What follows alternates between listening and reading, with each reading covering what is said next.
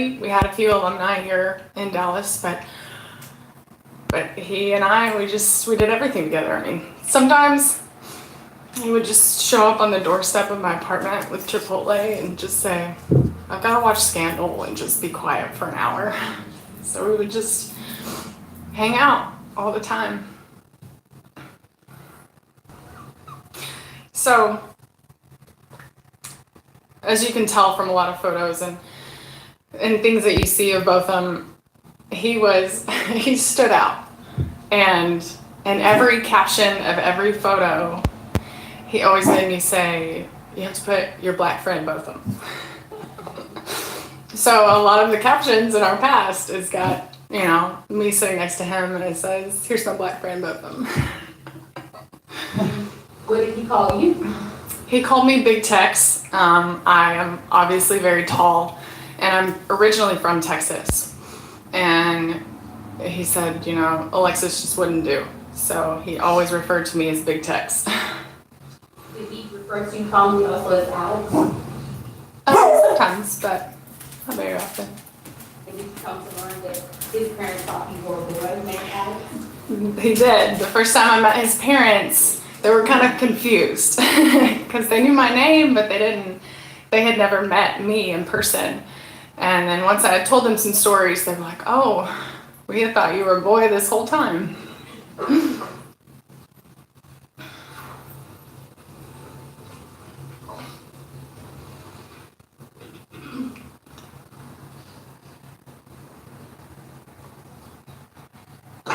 And Ms. Foster, I'm going to show you some photos, and I want you to kind of tell the jury about some of these photos, okay? I'm showing what's marked as States Exhibit 346. And is that Botham? Yes, so this is taken at Harding. This is a part of his social club, Sub T16. When you're a part of a social club, you get a jersey with the club's name on it, and every Friday you wear that jersey on campus and all around. And something that Sub T is very much known for when they take photos is you look away with a thumbs up across your chest. So that is the classic Sub T stance at Harding. Now, at some point, you and your husband were married, of course. What role did Botham take in that ceremony? So I wanted Botham to be a part of the wedding, but more so I wanted his voice to be a part of our wedding because he had such a unique voice, and just a speaking voice. So he was the MC at our wedding, so he introduced everybody, and he was in charge of the playlist and made sure that we cut the cake on the right time and danced on the floor, and so he was there the whole time. I'm showing you the marked as States Exhibit 338. What was that from? That's from the night of our wedding, and that was taken just at the reception hall.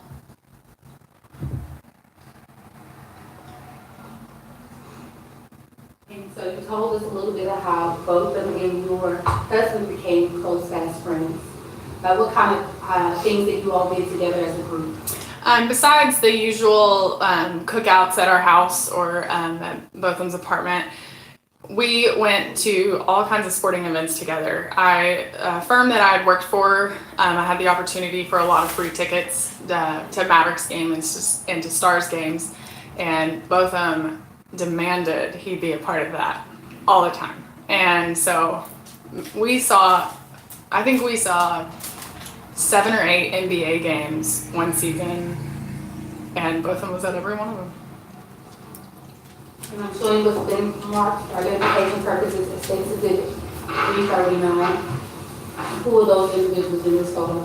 That's myself and Botham and my husband Jacob. The caption you don't see on that photo is me and Jacob with our black friend Botham.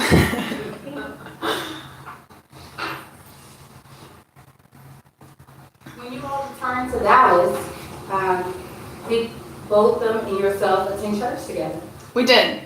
On Tuesday nights, we would go to church together, and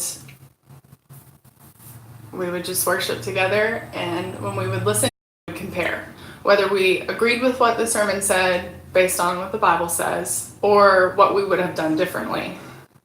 And that was our spirits. Is we were always taking a situation and looking at it from every angle and seeing if we agreed or not.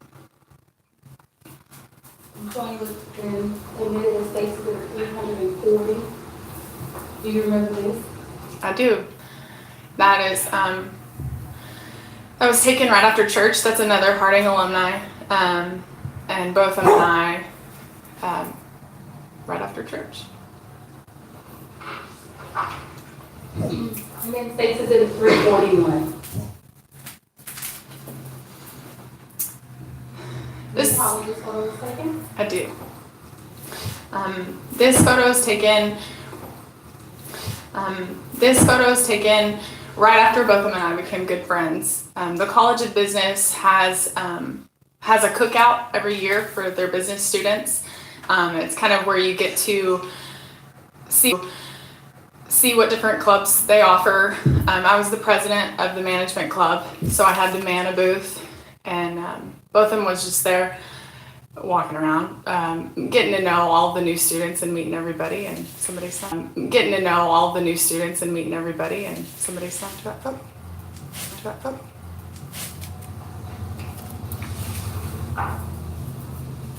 Was Botham the friend who would do almost anything for his friends? Oh yeah, and you could volunteer him for something and he'd show up, and you could volunteer him for something and he'd show up acting like he volunteered himself. And at one point, did he officiate the wedding of some of your classmates? He did. Caitlin and Exie are two really good friends of both of ours. And they wanted him to be a part of their wedding, and they asked him to be the officiant. And I'm showing you what's been marked as cases in 342. Is it 342?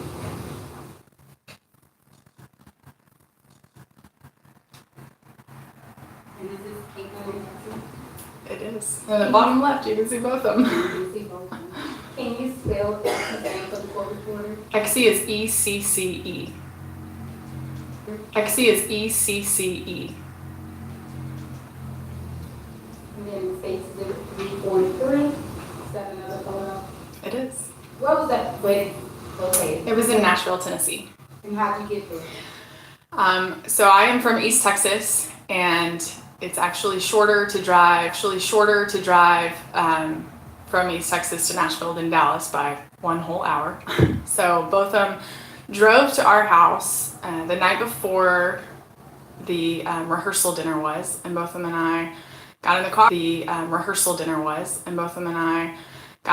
And drove 10 hours straight to Nashville together.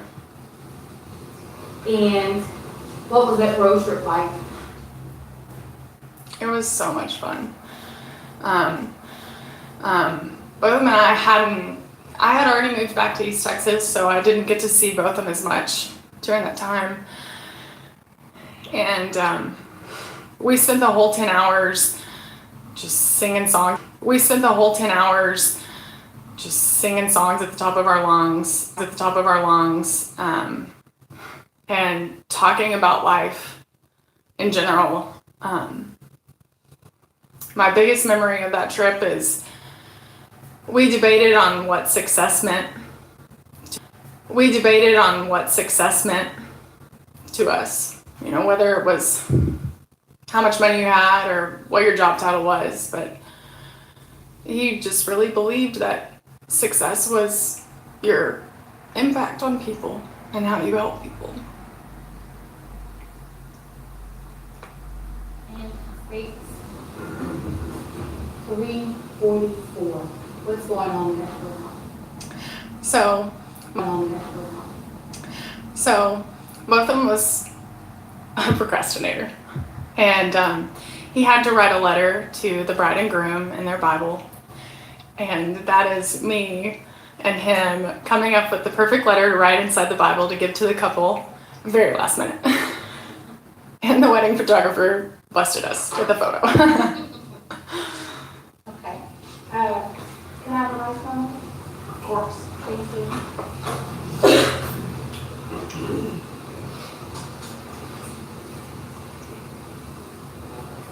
Ms. Fossil, did you and Botham, I guess, kind of always bounce off his problems with you or your problems with him? Always. Yep. He would call me after work if it was a tough day or even if it was a good day, and I was the same. When I lived in Dallas, I had a hard time figuring out what I wanted to do with my career and what I wanted to be. And Botham was always there, encouraging me to find the good in every situation. If something was unethical or something was just challenging, find the good. What is it teaching you and how can you improve? We talked almost every day. If it wasn't a phone call, it was a text message.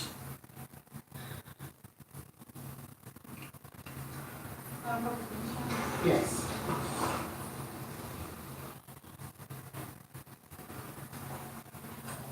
At some point, Ms. Fossil, you debated and made the decision to move back home to East Texas, is that correct? It is. And was that decision easy for you? It was very hard. The business major in me thought you had to live in the big city to have the cool career. But the small town girl in me wanted to be closer to our family and closer to where we wanted to be for the rest of our lives. So deciding to go home meant risking a big Dallas career and risking not seeing my best friend every day. And state wants to offer State's Exhibit 347, 348, and 349, previously tendered to the defense for any objection.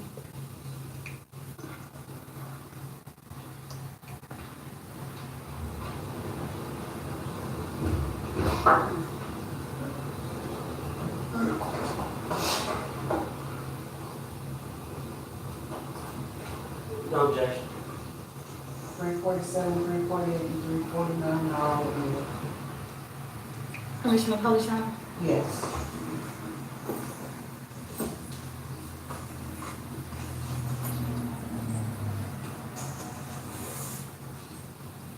Alexis, you and I have spoken about your communications with Botham, and I asked you to send me some text messages, is that correct?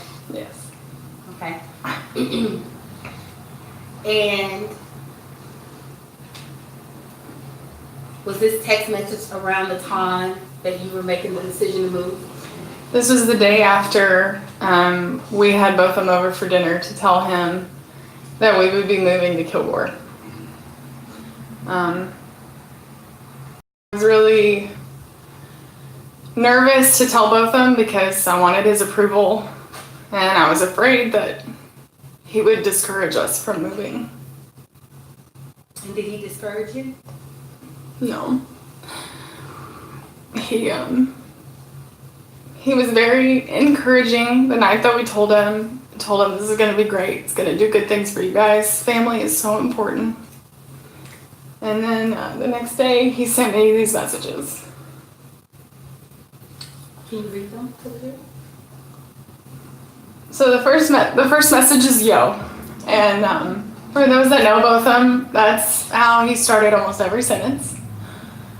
So it says, yo, I just want to take a sec to remind you to always shoot your shot. You miss 100% of the shots you don't take. You can miss 4 shots in a row, but then you get the ball in your hands with 5 seconds left. Expletive, shoot it. It's the most important shot of your life. It goes in, now you're the hero. You're absolutely killing it.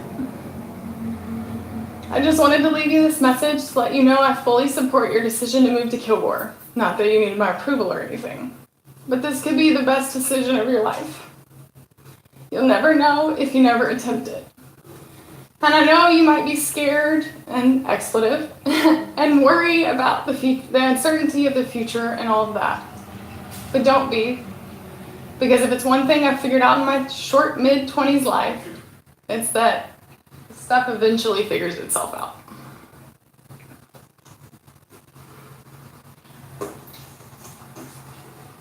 And then that text message continued. It did. He was not afraid to double text. And in States Exhibit 348.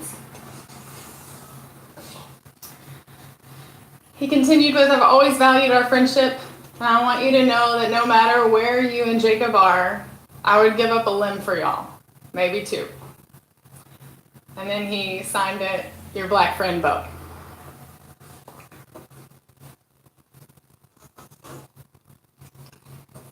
Now, Ms. Fossil, I want to take you to September 6th, 2018. Did you talk to Bo that day? Did. What was that conversation like? It was short. We had actually talked on the phone the day before about how life was getting better. Work was a little less stressful. He was excited about the upcoming days, and we had planned to have him come visit for the weekend in October. And then sometimes on days when he didn't have anything to say, we'd just send memes back and forth or just different photos.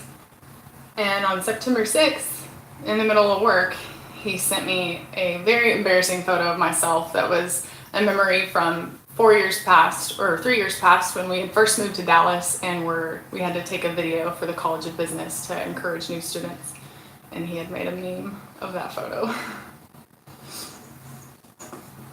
And I'm showing you the States Exhibit 349. And here, at the top of that exhibit, is that the embarrassing photo you're talking about? Yeah, Okay. and most of the photo is cropped out, but the importance of the photo is that he had made it as a meme and said return of big text, like return of a dinosaur. And are these text messages coming from you? They are. Okay. And you send laughing, crying emojis? Yeah, just such good times, good memories. He had responded, my phone does this memories thing, and it brought up all of our pics from Harding, and I almost cried. And I said, dude, I tear up all the time when Harding and Dallas photos pop up. And then he's kind of mocking me here, like, oh, why are you so emotional? And I say, because I'm a girl, and I'm just so thankful all the time. And last read on 9/6 of 2018.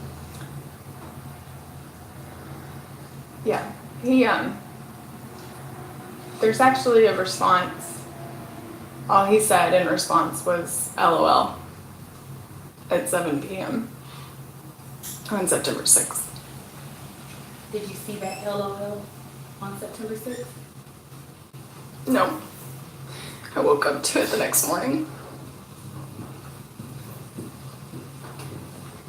And when you woke up the next morning, what else did you learn?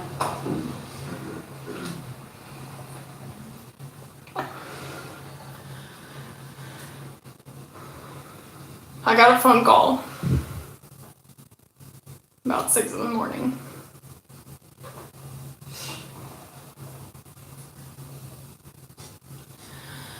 I was told that Botham had been shot and he didn't make it.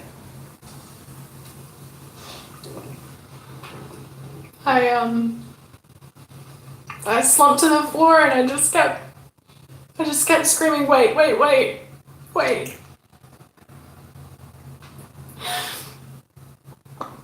I hung up the phone and I called Botham 7 times and there was no answer.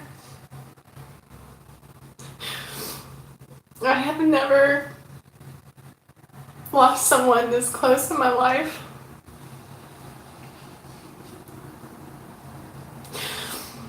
And the feeling is just unexplainable. Because if I had just seen the text message, if I had just expanded that I'm thankful for you all the time, maybe it would be a little less painful.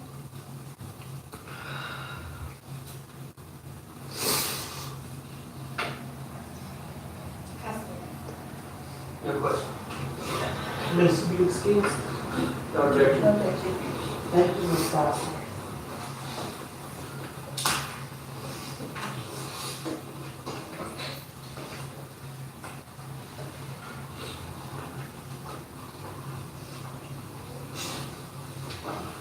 Please call your next witness.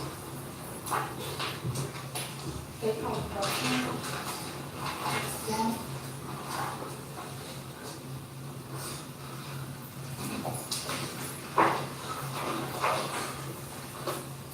Thank you.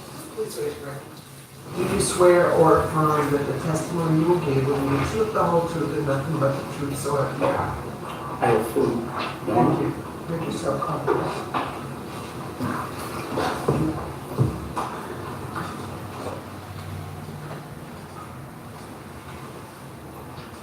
Please state your name and spell your first name for the court reporter.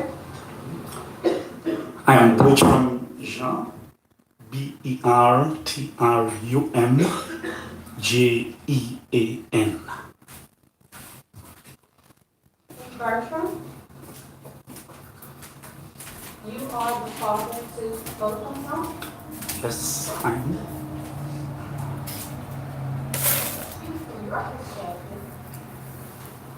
Tell the ladies and gentlemen about your family. Hey y'all.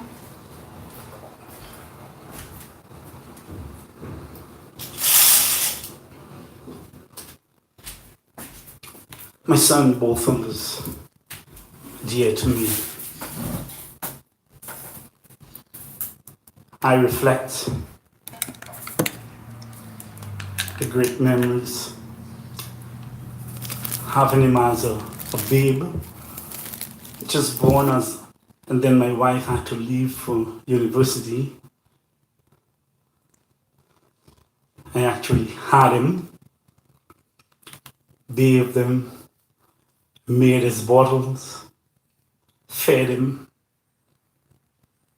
bring him to my mom's house, then go to work, returned, picked him up. It did not matter what time it was. I just wanted him with me. Oh damn.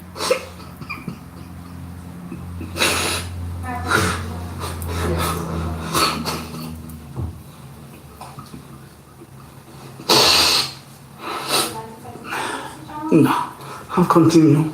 I just wanted him with me. Even though my mom told me to leave him with her, it does not matter. It did not matter what time I returned from work, from my office, I would go and pick him up and take him with me. I dropped him off to school, from infant school to secondary school. We had our fatherly talk. There are times when my friend said I was babying him a big boy, but I enjoyed doing that. He was never left alone. I would bring him to school in the mornings and pick him up one afternoon, even up to a grown boy of 16 years. And he, yes, drop him off and left my office in the afternoon to go and pick him up and drop him off home or to my mom, and after my mom might go and pick him up in an evening. So we always spent a lot of time chatting together. And I attended every meeting the school initiated, every meeting that was called, I was there for him. I can recall the hugs at primary school before he left. And after some time, he started growing up and he was afraid to hug again because his friends were not getting these hugs. But I demanded it. Come and hug your dad. So lots of fond memories. Yeah. When Botham went off to college at Harding,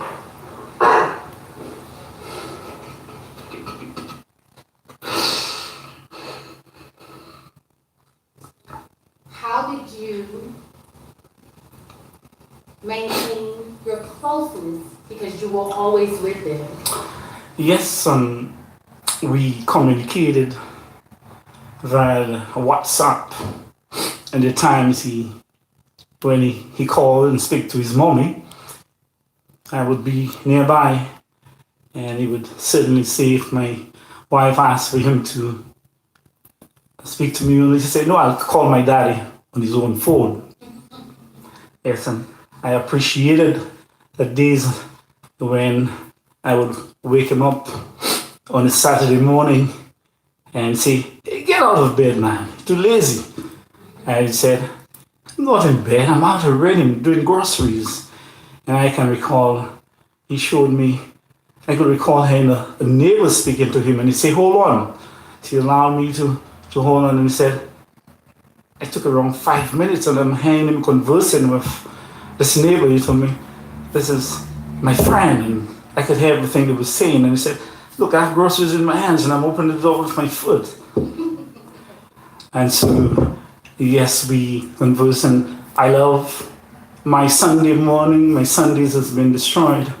That's when I waited for him to get home from his worship. After yeah. On Sundays, he would call you so y'all can talk about the service. Is that Or I would wait for him to reach and send a message. "Where are you? Where did you go to worship?" And the times his mommy called to find out the same. "Where did you go to worship?"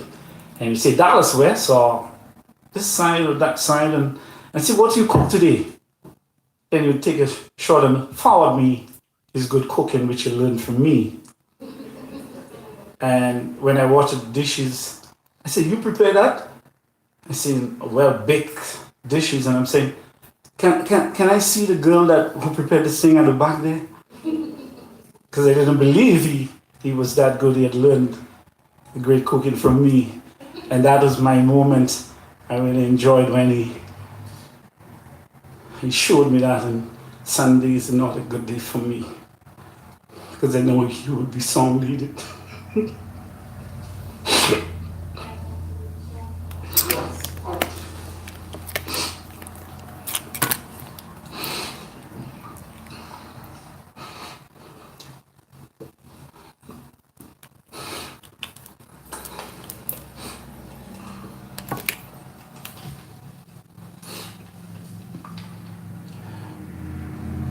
showing you State Exhibit 350, 351, and 352.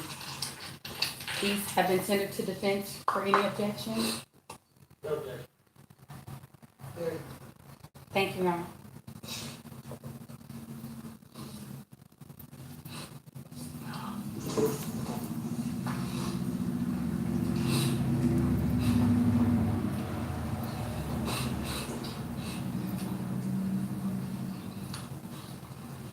Bertram, you said that Sundays are not good for you anymore. Because I'm not hearing his voice. Hey y'all, what's going on? My bad, I'm just sitting here. To me in the past that you can't listen to videos and sing. About to get myself together. Still not ready for it. It hurts me that he's not there.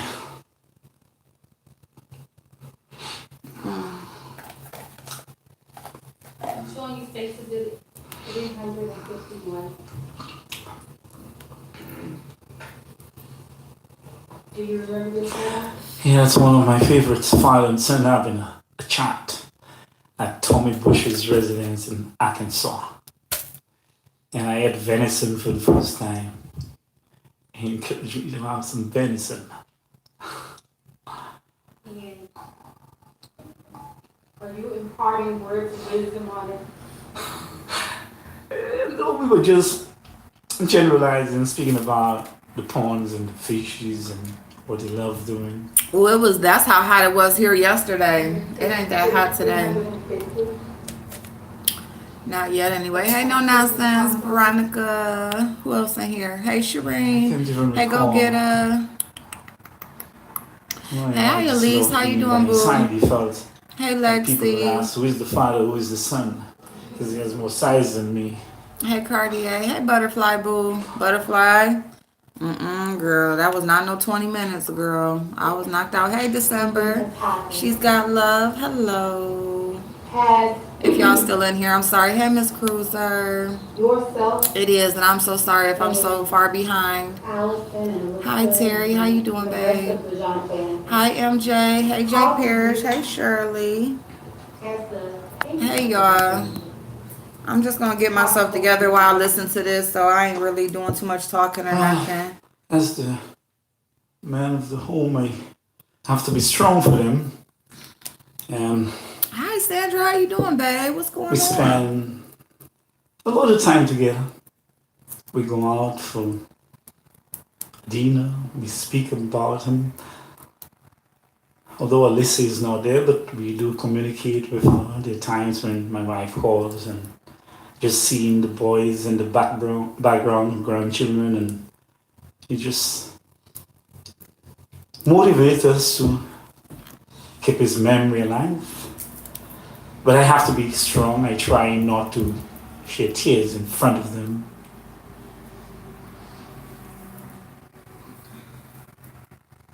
I'm going to show you Stacy's exhibit. Every country has two.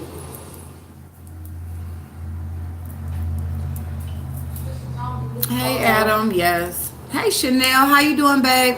Chanel, today I'm cooking, hun. I know if you got my message, I told you yesterday, but I'm sorry it took too long at the store.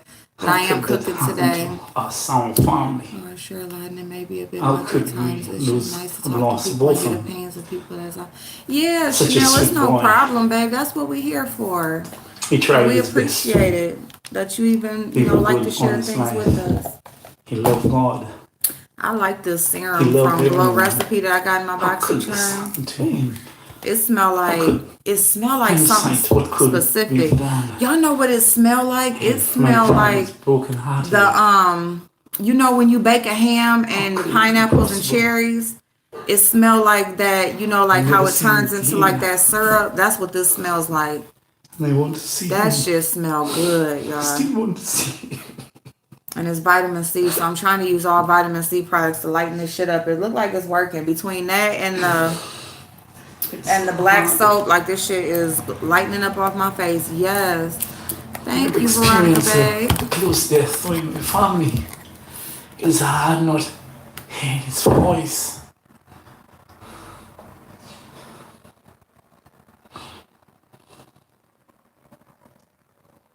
My son was late to school this morning, y'all, so my day got pushed back just a little bit. Face food, yes. I didn't drop him off until like a little bit after 9 because his side was hurting or something. Oh no, sweet merciful. I'm sorry, babe. I'm sorry. Close your eyes, hon. Lay your head down. Terry Guyger? Oh, Terry Guyger. Pineapple, vitamin C, chamomile.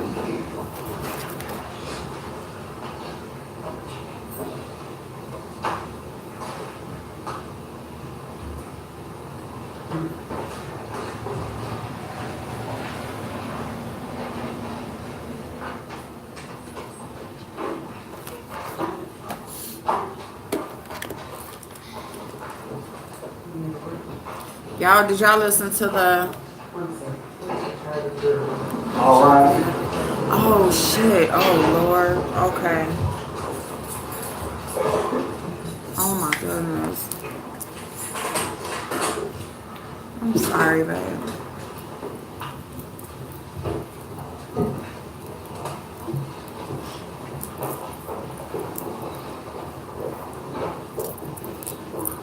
The judge looked like she going through it. She breathing hard. She looked like she about to cry.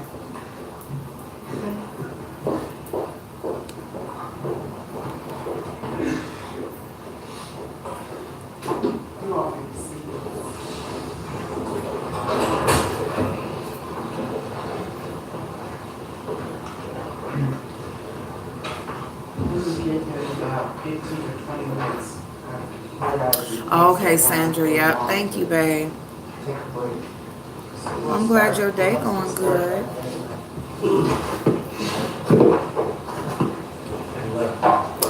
I ain't even gonna lie. That's what I want to do. I just want to drive. Live. I swear, if I had the kind of car to be able to do that, I would. Hey, Fabe, how you doing, boo? Hi, Zara, how you doing? Okay, so we just heard, I'm Tanya Iser here with Channel 8, and I'm joined by Judge Chris Oldner, former Collin County judge. We just heard some really powerful testimony from Botham's best friend and from his father. What stands out to you about this testimony? Well, I think the emotional impact the state is trying to convey is that his life affected and touched so many people and had a powerful impact. He was someone that connected in a deep, meaningful way with.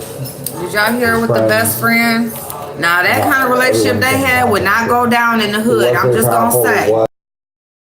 Like, you know how people don't think that women and men can be friends, and then she done got married with her husband. That shit don't go down in the hood. I have no way to challenge it. That all that gets side eye. It's very hard to hear. But that's good though when you do see people have relationships like that. Court sesssion. Hey, snacking meal. In response to how emotional that testimony was. Right, because we can't see the jury. Yep, Karen. Alexis Stossel and his father were, it was moving testimony. And, like, she means what really business, I think got me in Alexis's testimony she's was still that personable. That last text message, Absolutely. LOL, and then waking up the next morning and finding out that he's been killed. And she said, I screaming, wait. I hung up the phone and I called Botham 7 times and there was no answer. I have, she said, she wishes she had seen that text and could have responded to tell him how much he meant to her and that maybe it would have made the pain just a little less. Right, and that description of how she reacted is so visceral that I'm sure it was hard for the jury to hear. I'm sure it had a very emotional impact, and of course his father's testimony as well. It's not just about the loss. Like, I'm just doing my job, and she looks at everyone with a smile. Yep. Yep. These friends and family members. That's so hard for them to understand and accept, and that's going to be something that I think definitely comes into play in the jury's deliberations. There's a question here. As a judge, how hard is it not to be affected by testimony like that? Very hard. I mean, we're human. We have the advantage of hearing it more often than other people do. And so you do kind of get a little bit of a crusty outer shell that keeps it from sinking too deeply in, but it still affects you. It is still something that real raw emotion will get to you, especially Judge Kemp. I've seen a couple of the habits I used to have when I was on the bench and heard that real emotional testimony that I could feel was getting to me. I would find something to distract me. I'd start taking notes. I would maybe type something on my computer, anything I could to kind of distract me from the power of the testimony. The jury didn't have that. The jury has to tune in to every word, and they're feeling it in its full force. And it is very powerful testimony. And then, of course, his father talking about how Sunday mornings are no longer the same because they would talk after church, and I wrote down. He said, "How could we have lost Botham, such a sweet boy, who tried his best to live a good, honest life? He loved God. How could this have happened to him? How could this be possible?" And then he talks about how he still wants to see him. It was very.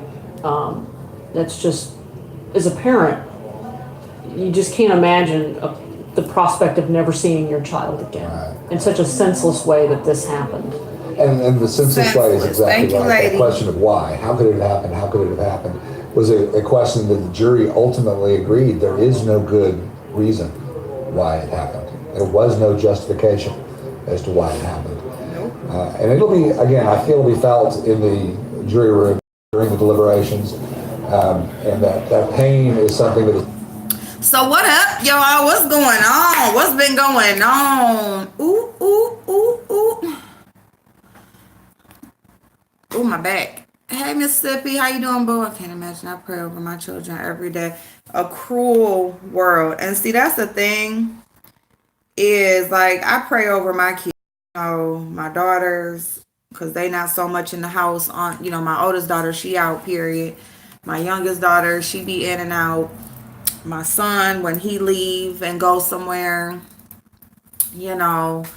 And I'm just gonna say, especially my son, because of, you know, things like this, things that do happen with black males. You know, you just driving down the street, you walking down the street, you know, you're in a facility or in a business, just anything. Like, people just really do judge just based on your appearance, and just based on your skin color, you know, and it's a reality.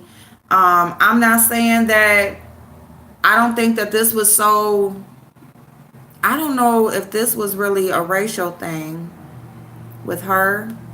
I just feel like she made the wrong choice. I don't really feel like this was so much targeted or racial. Now, I did hear somebody say that she had been plotting against him for months. But I really just feel like she just decided to take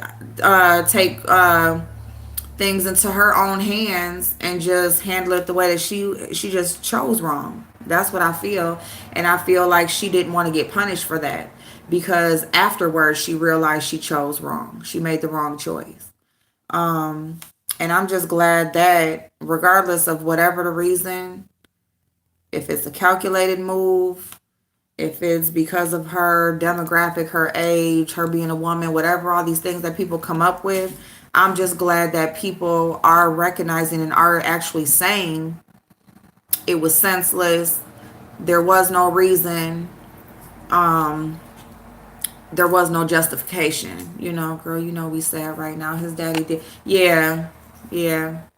My son is away at college. I'd be nervous. Right? Yes. Yeah. Did she? No. So she's not sentenced yet. Right now, they're taking testimony from, you know, friends and family, because, you know, that usually will weigh in, because there is so huge of a gap of what she can be sentenced to. It's from 5 to 99 years. So the testimony and the jury will decide the sentencing. So that now we're hearing the testimony for the sentencing, from his friends. Where's Pac-Man? You were, I know, where he at anyway? Oh, he out there on his little beanbag bed thing in the hallway, licking his feet, a little nasty. And that's the sad part, the fact we think it may have been racial. The world we live in, a perfect world, it would go off facts, and she still would be guilty. Yeah, she would still be guilty whichever way you look at it. I just I don't feel like in this specific instance it was so much racial, but I feel like, you know what I'm saying, it was just, but then, you know, then you got the things where,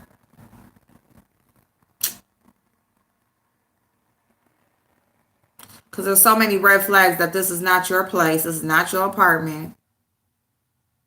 So I don't know. I mean, because they look at it like that way, like, you know what I'm saying? How could you just not know this ain't your house? You know what I'm saying? Like, now, and when you look at it from that aspect, you could be like, damn, you know, this motherfucker might have been getting on her nerves, whatever.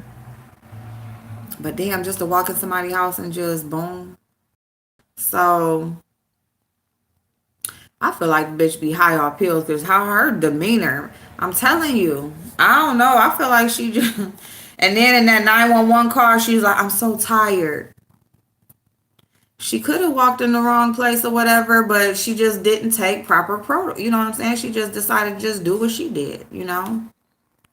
So everyone watch First Amendment auditors live streams, contribute to exposing these thugs. First Amendment auditors live streams. Do you have a link, ignorant pleb?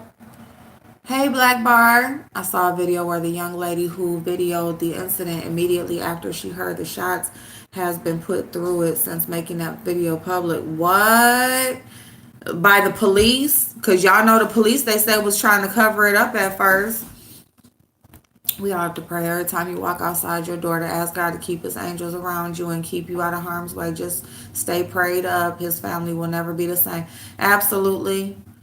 And the good thing is that he had, he obviously had a great relationship with God.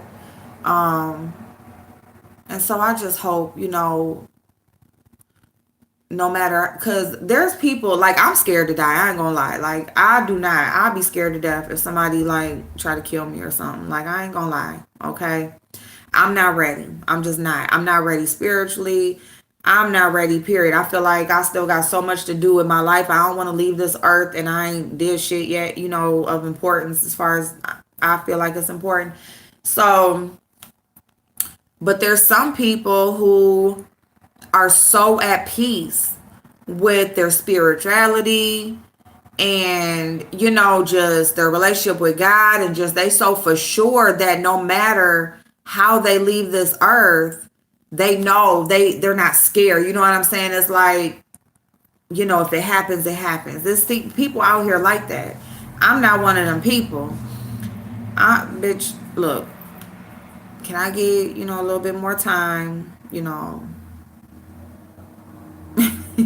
whatever, to get myself together. That's just how I am. But that's why, you never know when you got another day. That's why, you should always be trying to live every day to do something better than you did the day before, because we don't know when it's going to be our time, and at the end of the day, we got to stay prayed up. And if nothing else should be right with you, it should be your relationship with what you believe in. Because even for your life to be what you want it to be, you have to have that relationship right, because it's not going to happen on your own, Child, I love Judge Tammy Kemp. Ain't going to pull a fast one over her. Shireen, you said you are? Candy Girl said I am. She could put that darn phone down. Yeah, the phone, yep, police threats and loss of job. She said IG shut her business page. What? See what I'm saying? That shit right there. And then what did it get them? And they need to be convicted. Charges need to be brought against them people who covered up. Hey, Catfish. Need to be brought against those people who covered up evidence and or, was trying to that's obstruction of official business. Like, no, they need to be having charges pressed against them too. But that dumb shit, it's so dumb because they be like suspended with pay. That ain't nothing but a damn vacation. The fuck? How was that punishing any motherfucking body? Okay, I just got a damn vacation. Like, it should be so dumb, y'all. Let me see where they at.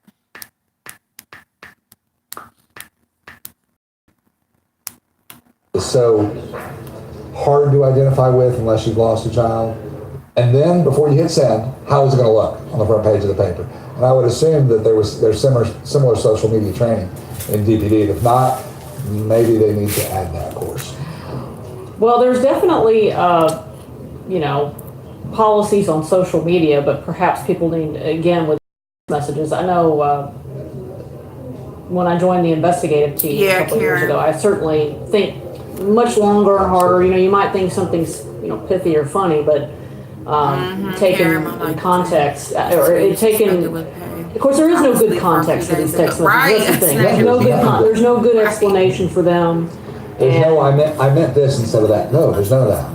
You shouldn't have done it. You shouldn't have thought it. Period. And what's interesting too is that if you look on Twitter, I know they have the written story has the text messages. And he was a police officer, so he should know better, dummy. And there's a column on the far right that says. And then that make you look worse when you delete your shit. Text messages were deleted. So if you have any question about what she thought about how damning those text messages were, look and see what was deleted. Why would she go back and delete those certain ones? Because she knew they looked bad. Because she knew exactly what they were going to look like. Not look like what they were going to mean. Right, exactly. And so I wanted to also let you guys know. Hey, Nick, is his father's testimony on our website now? We were posting his Botham's father's testimony on our website, wfa.com. It is either up or it is about to be up here pretty soon. Is it up? It'll be there soon. Right. People are also asking how much time do you think Amber Guyger could get? I personally believe that She was the up there jury will looking, reject the sudden man. passion. They was in the Similar- chat because I lighting think her it ass breaks up some of the because it similar was a issues that live they had stream, to decide you know, with when the innocence. testimony was going on. And again, it's not a And they was neat like fit. talking It about doesn't fit Prozac squarely kills. within, And the then event. when, like, at the end of her testimony, they was like, oh, I that pill personally- wearing Of off. course, she could get 99 life. I think the likelihood is that it'll be somewhere in that 20-year range. By the way, that his father's testimony is now. So this is a former judge, state district judge, and he's saying that he feels like she's going to get about the 20-year passion range. this morning. Right as the proceedings got underway, both sides agreed to allow in a provision under the law. It's a provision under the penal code, under the murder statute, that allows for a murder conviction to be reduced to a second-degree felony. Explain to folks how that would work and why it is unlikely that it would come in, that a jury would agree to that. The jury will be asked whether they find or have a reasonable doubt thereof that she caused the death of Mr. Jean under the immediate influence of sudden passion arising from an adequate cause. It's a cup of ice. Yep, they cups of ice are 49 cents. But when I keep my cups, I get it for free. Hey, Patricia. Are you all on air? You in Dallas, Patricia? Yes, girl. Well, shout out to Dallas because they convicted her ass. So, I mean, they found her guilty. So, shout out to y'all. So, it's difficult, I think, for the jury to find yes on murder and discount the offensive justification, discount the offense, the defensive justification, and discount the defensive mistake of fact. And now find I was praying, but there was you never know how these things will work out. Ultimately, I think they discount that and they stick with their original decision that this is what is in Texas a murder charge, meaning no sudden passion, and that they put the sentencing somewhere in that range that I described earlier. But you can see why the prosecution or why the defense wanted to keep these text messages out of guilt innocence. Absolutely. I mean, it was. Again, the judge's job is to try to make sure the jury focuses on the facts of the case and the law that the judge gives in the charge. Keep these extraneous issues out that could inflame anger. What is this? A new site? That's what I'm saying. Do something other than look at the facts of the case and determine whether the state's proven the case beyond a reasonable doubt. The text messages would be the kind of evidence that would inflame a jury, that would get those anger and passion and cause them to maybe be distracted from the elements of the cause and the facts of the case. That's what I was thinking, Miss Cruiser, right there. And guilt innocence. Yeah, because I was shocked that they the found her guilty just because of how shit be So going. for the people that are just joining us, coming in to watch, she gets some 5 years. They Amber gonna take Guyger, that of course, was found guilty of murder yesterday by a 12-member jury. We are now in the punishment phase of this trial. Punishment phase kind of operates like a mini trial in and of itself. And so we have heard, yesterday we heard from his mom, his sister, a co-worker, and also from Amber Guyger's supervisor. Today we've heard from I missed that. I didn't go back his best friend and from his father. And the prosecution has wrapped up. Now we're moving on to the defense. You think we're going to hear from 2, maybe 3 witnesses, that kind of thing? Again, it's a guess, but I would estimate probably 2 or 3, maybe a couple more witnesses, and they're mostly going to focus on their relationship with Ms. Guyger and their opinion of her as a person, how this is a horrible, tragic mistake. They're going to repeat that, again, attitude that this is a mistake, and they're going to try to plead to the emotional side of the jury to not sentence her to a long time in the penitentiary. The state typically, you notice in every of the state's witnesses, the defense didn't cross-examine them. Oh, I gotta get ready. They want them off the stand as quickly as possible. They want to try to right. They don't want to prolong that. They don't want to prolong the emotion, so they rarely ask questions. I think that you'll find that on the other side, the state will do some crossing. They want to engage. They want to engage because they want to bring those text messages and that Pinterest page back up. Absolutely, and they're going to maybe draw out of the witnesses their position. Well, do you understand now, and you agree with the jury's verdict? Do you believe that she was guilty? Do you believe? And if the person answers no, I don't, I think she's innocent because of a justification defense. Well, now you're confronting the jury. You're disagreeing with Now the jury. you've ticked them off. Now you've put them in a position opposite of you, and it makes it less likely the jury is going to empathize and sympathize with your position. Sure feels like there's no wins here. It is a very difficult position to be in. There's kind of a saying among criminal lawyers that deal with these cases that in misdemeanor offenses, it's about guilt innocence. You're trying to get the person not convicted, but in felony cases, it's about punishment. Because usually the evidence is sufficient that the state has to provide guilt. This was a case that was really about guilt innocence. And so the punishment's going to be interesting, and how it proceeds and what they're prepared to show is going to be interesting to see. It has not gotten better for Miss Guyger. And so No, it's only gotten worse. It's got, exponentially worse, in my opinion.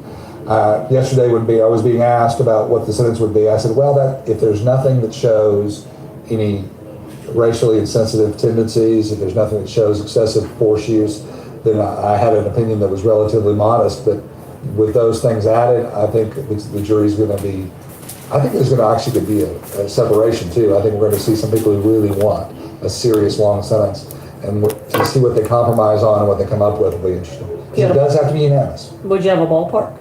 Again, I expect it to come somewhere in that 20-year range. I had a much lower estimate yesterday before I learned of all the text messages. But that, if I were guessing, that's my guess. But I've learned very early in my career, guessing at what a jury's going to do is a fool's mission. You really have no idea what the jury's thinking. No idea. Okay, the judge we can see her, she's come back into the courtroom. We still don't have sound yet. The rule is that we cannot have sound in the courtroom or sound from the courtroom when they're not on the record. That the judge has been very firm on that rule. Here's another question from Facebook. If the judge had not allowed sudden passion for Amber Guyger, okay, hold on, let me read this again. If the judge doesn't allow sudden passion for a cop but does for anyone else in a similar situation, then is there an equal protection violation? Of course, she did allow it. So if it hadn't been allowed, would there have been an equal protection violation? I don't know that I would see it. I don't know that I've ever seen an occupation be a reason why there would be an equal protection or a due process issue. It's an interesting question. I hadn't really thought about it in that angle before, but I don't think that would have kept the judge from allowing the charge of sudden passion. But I think it may affect the jury's deliberations and their determination of whether, again, this actor in this situation had an adequate cause and had that rise of sudden passion that piece of chocolate that caused so bad. an immediate reaction. We still don't have sound yet, but I just got a Facebook message from actually one of Botham's relatives, his brother-in-law, who wants to know if Amber gets 11 years or less, does she get a chance at appealing while being free? The short answer is no appeal bonds on a murder charge. So even if she got the absolute minimum, which is 5 years on the murder charge, 2 years on a sudden passion, if that's found by the jury, even with the minimum, she is going to be incarcerated during any appeal. And that the law on that changed in 2017. Prior to 2017, a person who got less than 10 years could have gotten an appeal bond. Yes. Let's see, we got sound back in the courtroom. Let's see what's going on here.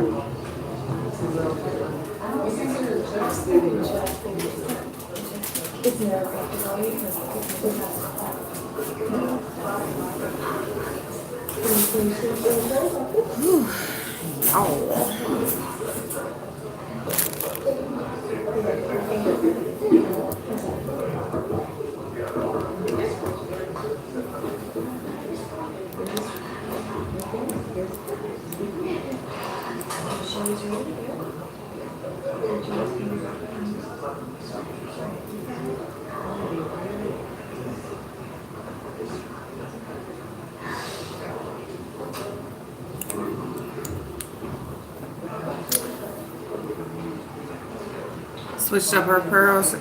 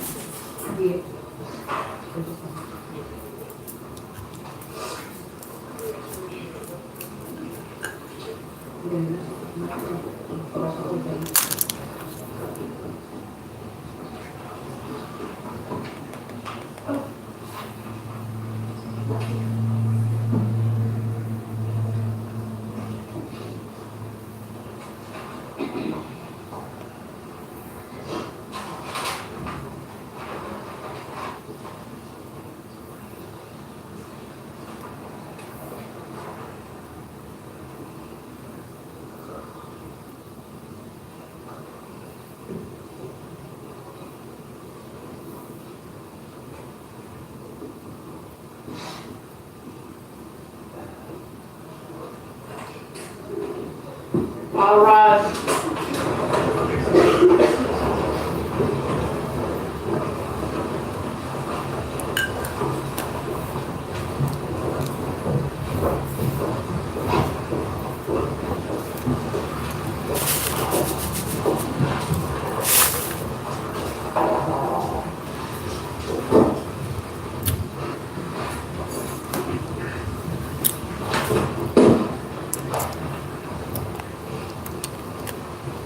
Thank you. You all need to sit. And Ms. Guyger, if you would you please raise your right hand to this room?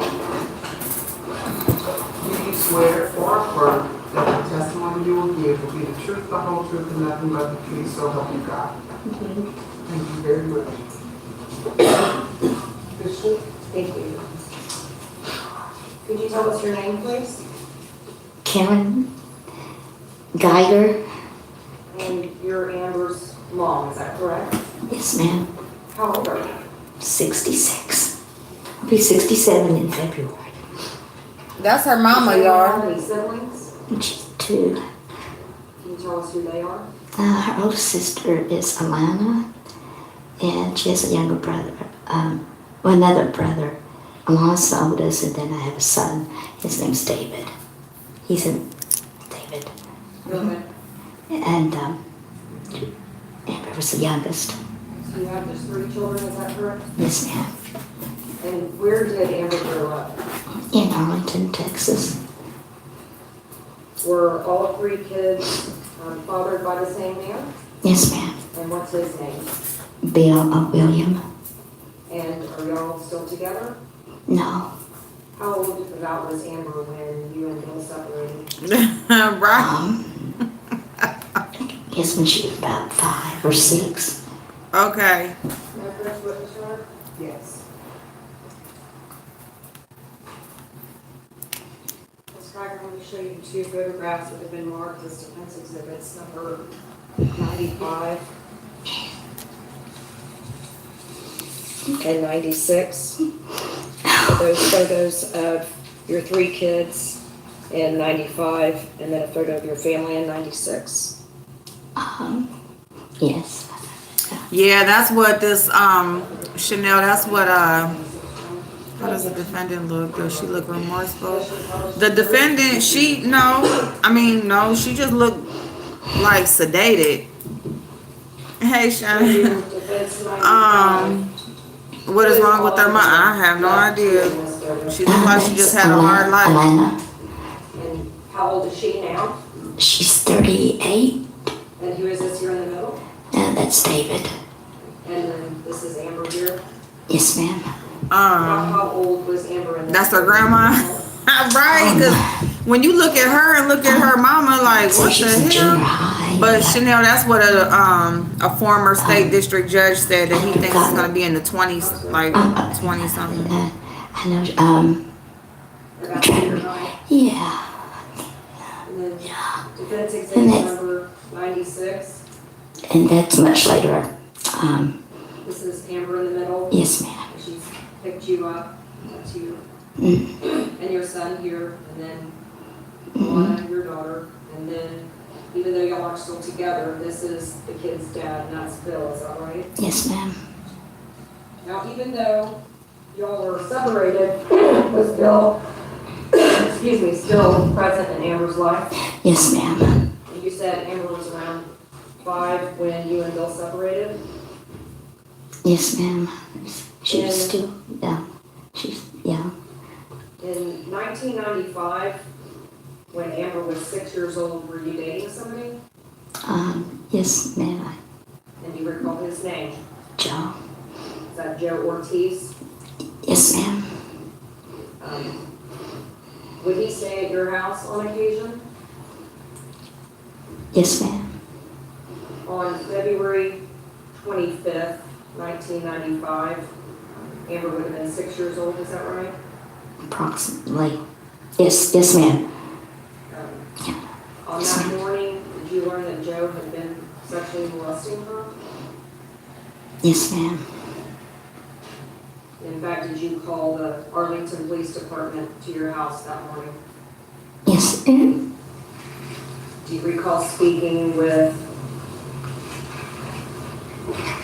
an Officer Smith with the Arlington Police Department? Yes, ma'am. Can you explain what you saw that morning that caused you to confront Joe? I was going back to the bedroom. I was fixing to take a shower, and I forgot my comb. And so I saw him come down of the bedroom, and then Amber came out. And as a result of some conversation that you had with Joe and also with Amber, the police were summoned to your house, is that correct? Yes, ma'am. And was Joe eventually arrested for indecency with a child, with Amber being the named victim? Yes, ma'am. He ended up pleading guilty on that case, is that right? Yes, ma'am. Can you tell us a little bit about what kind of child Amber was? She was sweet. She loved going outside all the time, and she made friends real quick. What elementary school did she go to? Louise Clinton. Is that in Arlington? Yes, ma'am. Did she play any musical instruments when she was growing up? She played it. When she was young, when she was going to ballet, and she picked up the violin, and she played the violin. About what grade was that she started playing the violin? Well, they started it in grade school, and she continued on into junior high school. And she stayed with it. She loved the violin. She loved playing the violin. She continued playing through high school? Yes, ma'am. And at some point, did she also play with a mariachi band? Yes, ma'am. While she was in high school, did Amber work? Yes, ma'am. Do you recall where that was? She started working into, I remember the earliest, I think, she worked at the mall at Stephen Barry's. Later on, she got a job working at Fridays at the airport. And she worked there. She worked her way through school. She went to Tarrant County, and she worked at the airport to help pay for school. Did she always work hard and try to help support herself?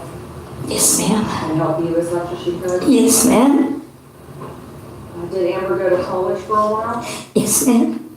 And why was it that she stopped her courses there in college? She was so excited when she found out that I wanted her to, she was almost done, she was in her junior year, and she found out that there was a spot in the academy, and she said, Mom, if I don't take it now, I may lose my chance. So she went on to apply for the school to go to be a police officer. Had she always expressed an interest in law enforcement when she was growing up? Yes, ma'am. Yes, ma'am.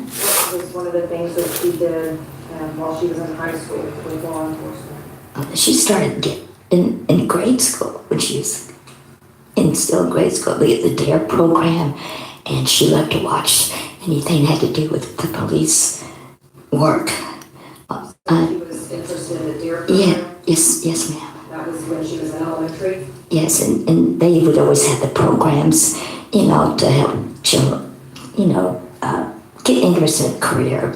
That they had a passion for it. She had a passion for it, and it continued on to high school, and she went on the ride-alongs. The ride-alongs? And that was with which police department? Arlington. do that.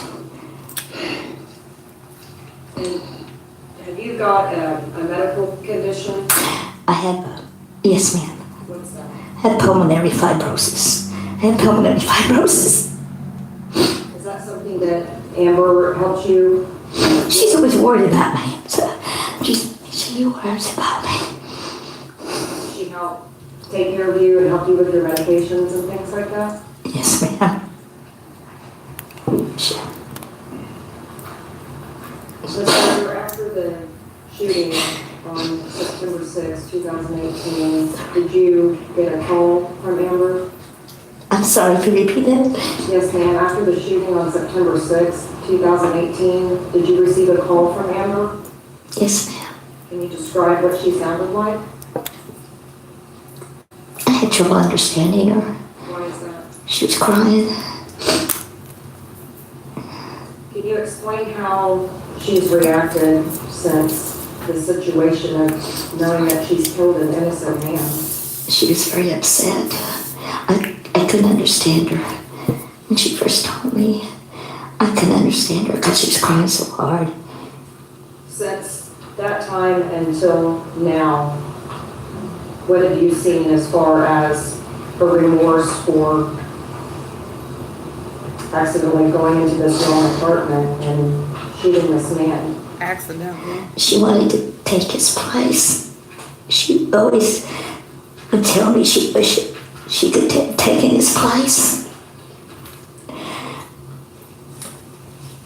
She feels very bad about it. She feels very bad about it.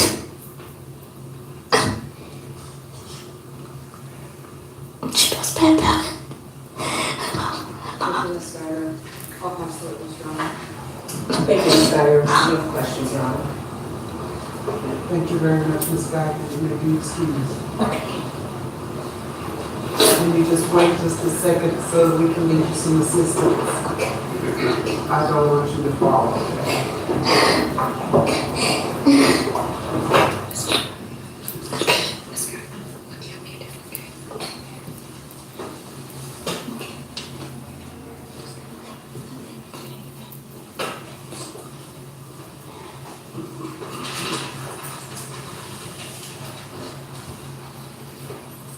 Roll call on that.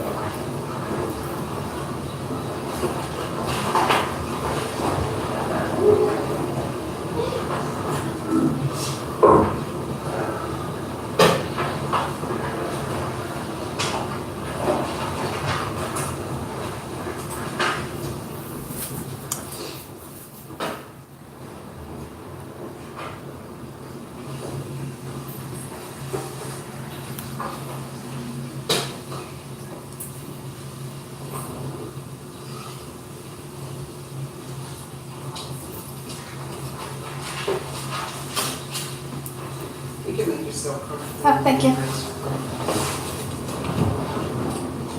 Do you swear or affirm that the testimony you will give will be the truth, the whole truth, and nothing but the truth, so help you God? Yes, ma'am. Thank you. Now, proceed. State your name, please, and spell your name for the court reporter.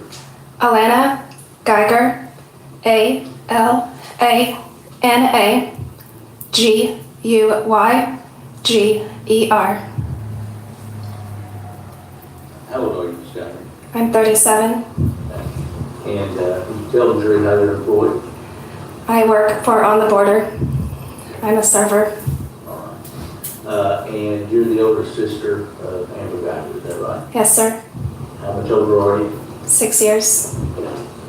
Let me talk to you a little bit about growing up as the big sister in the house, where your parents separated at some point in time when you were children, is that right? Yes, I was approximately 12. Whose home did y'all, the three children, stay at primarily after that? We stayed at our mom's house. Staying there, did your mother work, or was she a stay-at-home mother? She was a stay-at-home mother. How was the family provided for financially? My father provided for us financially. After your parents were separated, did your father stay involved in you and Amber's and your brother's life? Yes, he did. How often would y'all see him? about once a month, maybe on our birthdays, and he would take us out, just him and the siblings. Yes. As y'all got older, did you see him more often? Yes. Tell the jury what kind of little sister Amber was when y'all were small. She was the little sister that I always looked up to. I've always admired her for being brave. She's outgoing. She just has this certain positive energy that everybody gravitates toward. They want to be her friend. Yeah. Did y'all, your house was pretty small as you grew up in, is that right? It was probably just around 800, 900 square feet, I want to say. Did you share a bedroom with Amber? Yes, we did. Yeah. Can you tell us what Amber was like as a little girl? Kind, bubbly, outgoing. She always wanted to be outside.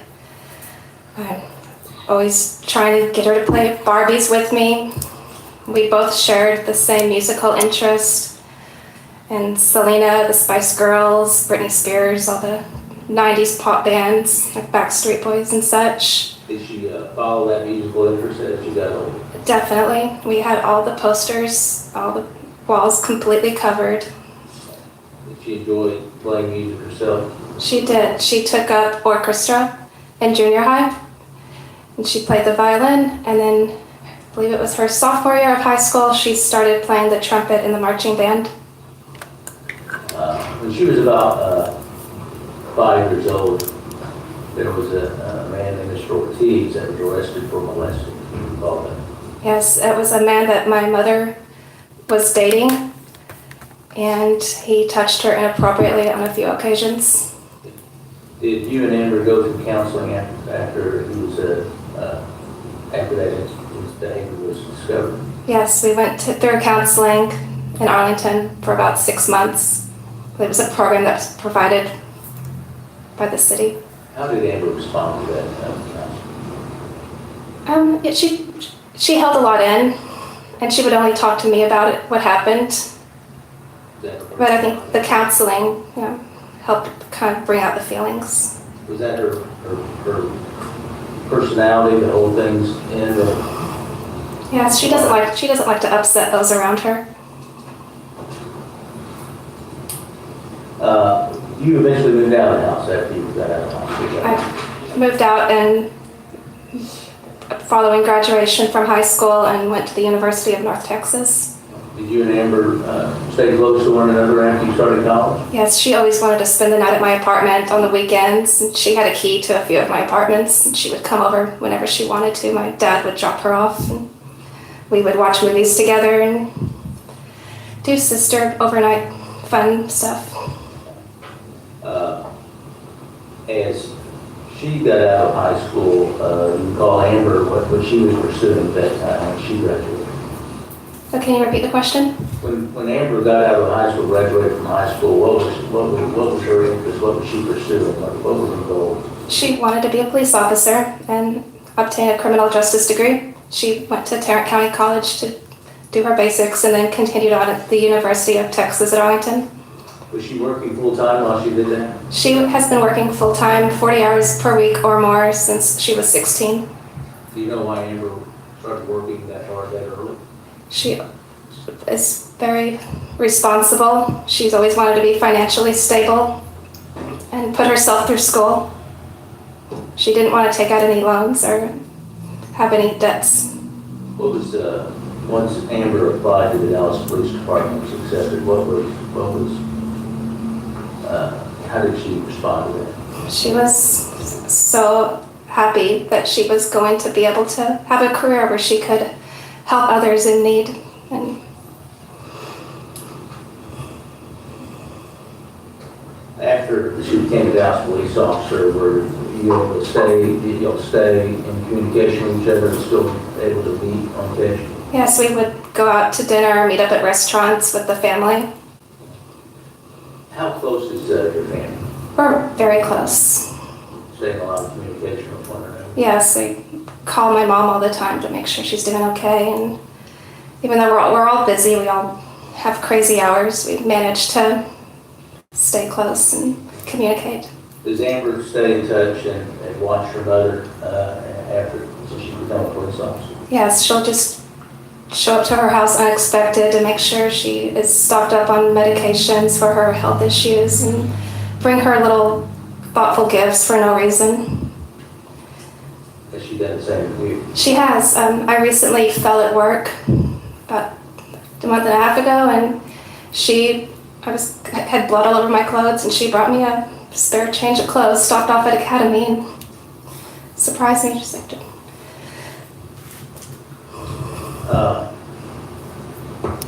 Since the incident, September 6th, 2018, have you had a chance to observe your sister, how this has affected her? it has affected her.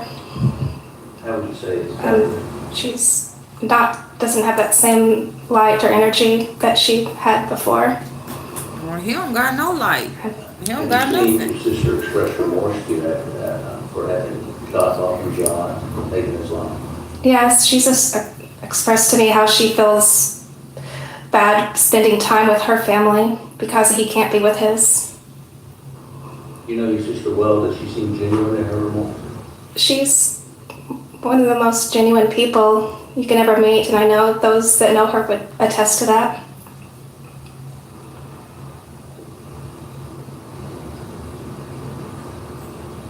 I'll pass it over to Cheryl. Thank you, Ms. Guyger. No questions. Thank you very much, Ms. Guyger. Thank you.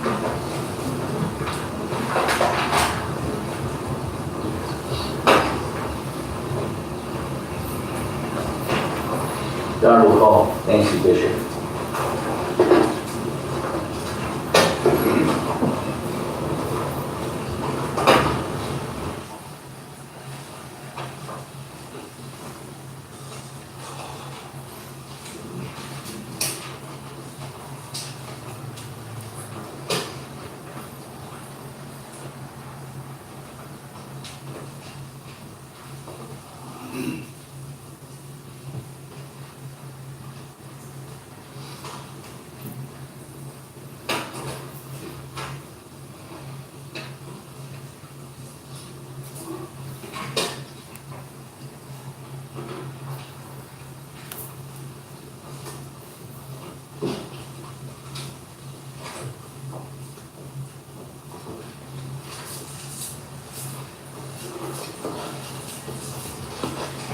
Bishop, if you would, please raise your right hand and sworn. Do you swear or affirm that the testimony you will give will be the truth, the whole truth, and nothing but the truth, so help you God?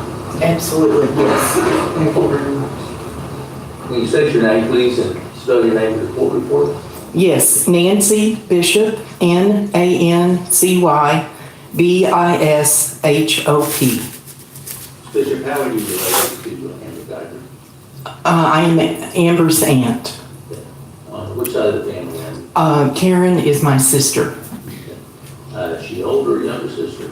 I'm the older sister. Okay. Where do you currently live? What city? I live in Austin. Okay. Did you used to live here in the Metroplex? Yes, I lived in Dallas and Oak Cliff for 11 years. Okay. Lived there as a child and came back.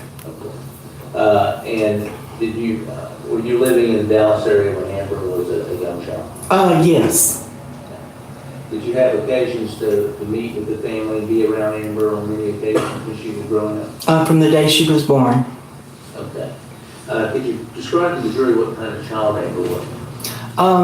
Very loving. I mean, I don't think she ever closed a conversation without saying that, I love you, very caring and just very affectionate.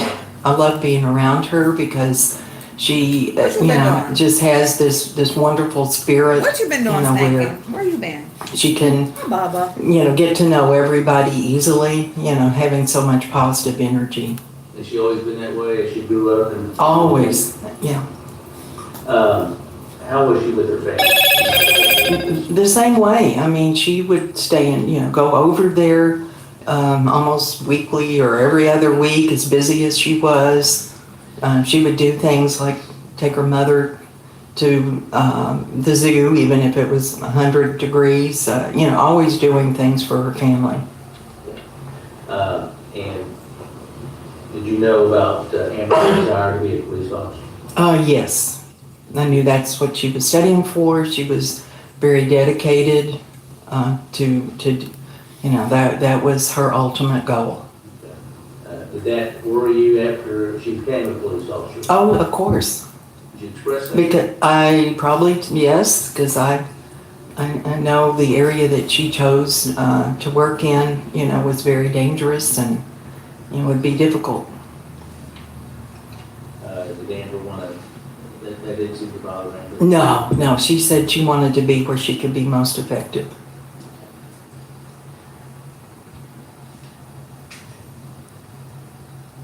Thank you, Ms. Bishop. That's all the questions I have. What the hell? What was the point of her going up there? What was that? Oh, of course. No objection to mistake. Thank you, Ms. Bishop.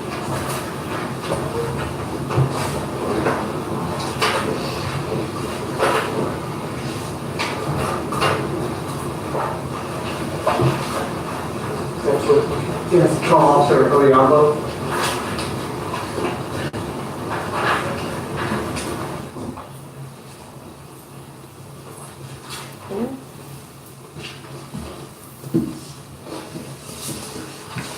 Officer, if you would please raise your right hand if you swear. Do you swear or affirm that the testimony you will give will be the truth, the whole truth, and nothing but the truth, so help you God? Yes, Your Honor. Thank you very much. Could you please state your name and spell your first and last name for the record? My name is Kathy Odhiambo. I go by Kate, Cathy, and my last name is Odhiambo. And how are you employed? I am employed with the City of Dallas. And in what capacity with the City of Dallas? I'm a police officer And how long have you been a police officer? for 6 years. One of the ones who helped And do you her cover know the shit. the woman sitting 2 seats to my right? Do you know who that is? Yes, that's my friend, Amber Guyger. How long have you known this guy? I have known her for over 10 years. And how did you and Miss Guyger first meet? We first met at TGI Fridays. We used to work at the airport at TGI Fridays. She had just transferred, well, speaking of shifts, she had just transferred from a TGI Fridays in Arlington. So she came through and we clicked instantly. And as y'all, you worked together with her at TGI Fridays, were y'all both going to school to pursue your degrees? Yes, we clicked instantly because we realized we went to the same high school and we realized we were going to the same college, which was UT Arlington at the time. And we just clicked. And can you, at some point, you weren't majoring to be a police officer? No, at the time when I met her, I was a business major at UT Arlington. She always wanted to be a police officer. Everybody around her knew that was her dream from when she was a little girl. That was all. For me, police officer came about later on in life. But for her, that was all she ever wanted, all she ever dreamed of.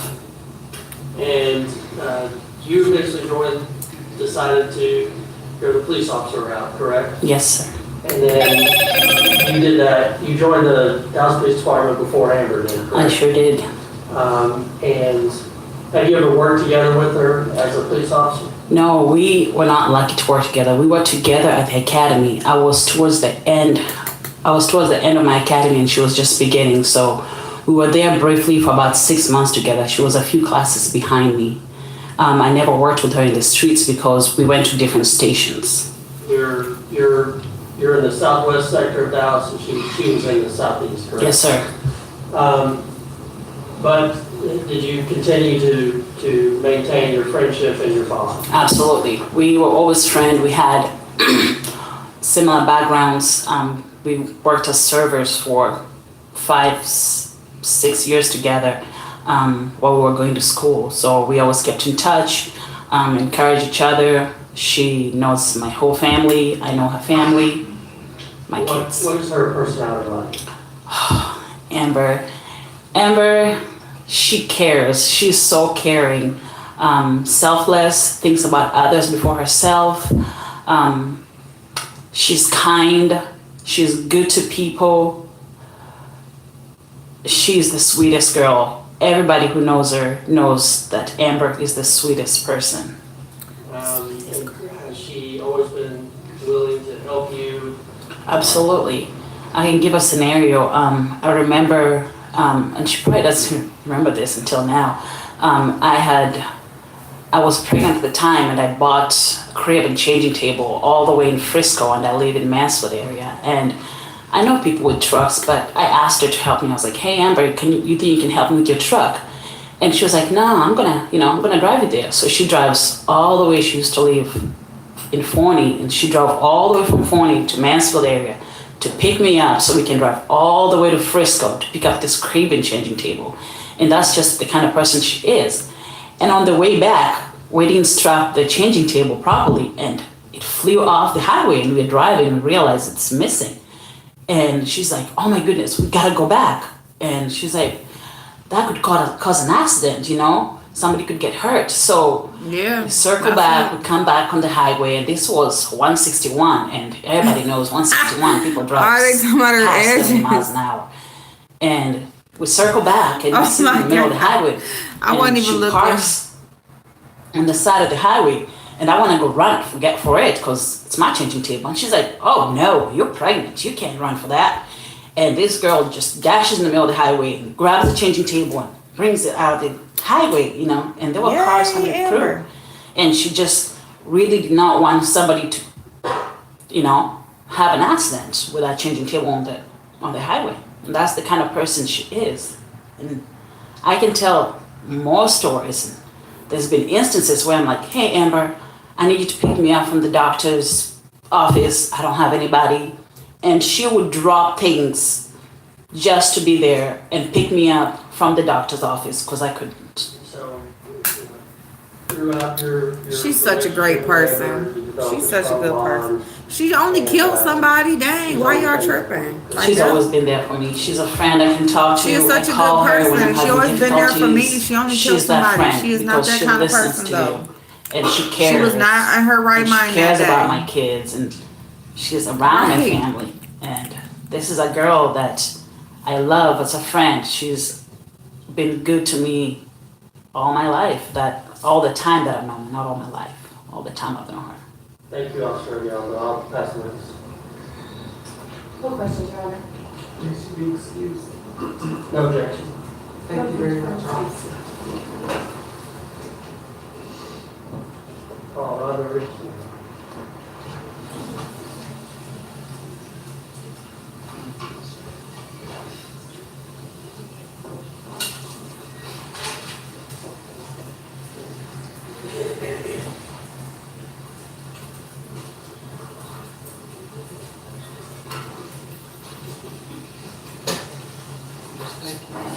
Do you swear or affirm that the testimony you give will be the truth, the whole truth, and nothing but the truth, so help you God? Yes, ma'am.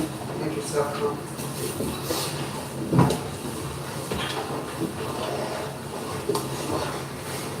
Could you please state your first and last name and spell them for the court reporter? My name is Rhonda Richardson, R-H-O-N-D-A. Last name is R-I-C-H-E-S-O-N. And how are you employed? I'm employed with the Dallas Police Department. And what is your current position? Currently, I'm a detective in the robberies division. And how long have you been with the Dallas Police Department? 20 years.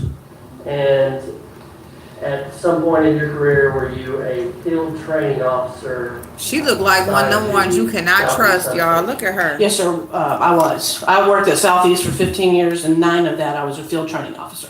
And can you tell them, just briefly, very briefly, can you just tell them members Don't of she your look like training officer? Absolutely, yes. The field training officers, when a recruit comes out of the academy, and we all go through this. We spend about 6 months with a trainer. It's broken up in 3 phases, and then the last phase is 4th phase, where We sit with a recruit after the 3 phases, after they've gone through it, and we let them try to be on their own just to see if they're going to be able to make it out on the streets. And I don't want to just let. But Amber did remember that training. You want senior officers to give them guidance and.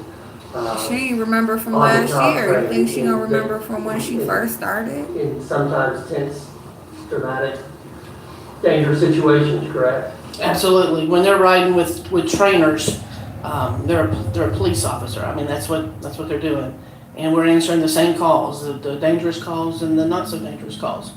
But they're learning right besides the senior officers.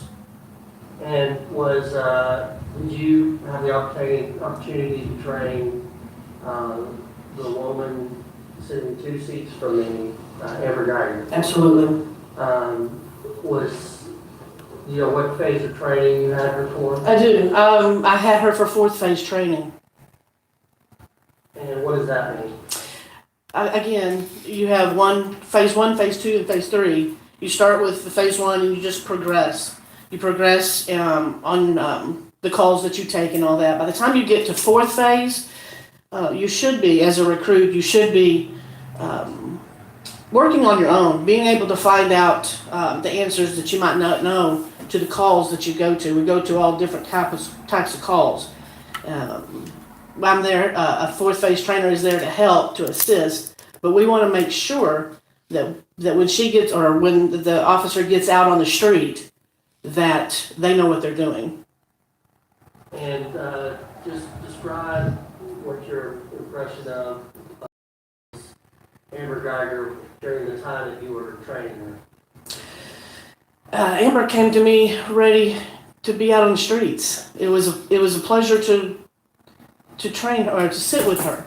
The first few days, I made sure I was there to help her out and stuff like that. I acted as a trainer. But the rest of the 2.5 weeks that I had her, I told her, I said, you're ready. You're ready to get out there and do this job. Let's just be partners now. So we acted like partners. Calls together, 2-man, the dangerous calls, and she did fantastic. And like any rookie, there are mistakes that are made, correct? Yes, sir. There's mistakes made by all of us. and did she take direction and criticism well? Well, what mistake Amber you always made? took Give us a criticism scenario. very well. Yes. And then, once she left training, did she stay in the southeast and you were still in patrol at the same time, correct? Yes. What she left me, she went to Little T and rode with another senior officer, which is normal. And then I went on and started training somebody else. And did she continue in your interactions and seeing her to continue to be a hard worker for the house people? That's all I ever heard from the other officers that were riding with her. Now, eventually you left patrol and you're now a robbery detective, correct? Yes. And were you investigating some of the robberies that were connected to the operation on September 6th? Yes, I was. And we've heard a lot about it, so I'm not going to repeat, but as a robbery detective, do you depend on the CRT teams in the different sectors of Dallas to help run operations to apprehend these dangerous felons? Absolutely. And did you see Amber that day? I did. Was she out there on the scene or back at headquarters? I was on the scene, and she was on the scene, but she was a ways away from me, so I didn't see her at the scene, no. I mean, I saw her, but I didn't talk to her. Did you see her or did you not see her? Or was she at the scene or was you just there and she just came over there? No question, ma'am. Ms. Officer Reese. Thank you for taking pictures. Thank you.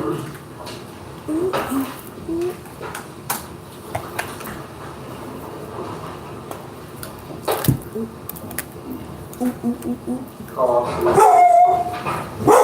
Be quiet.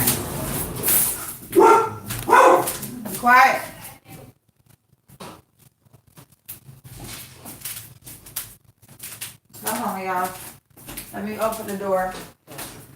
Yes, sir. Thank you, ma'am. Sir, come on.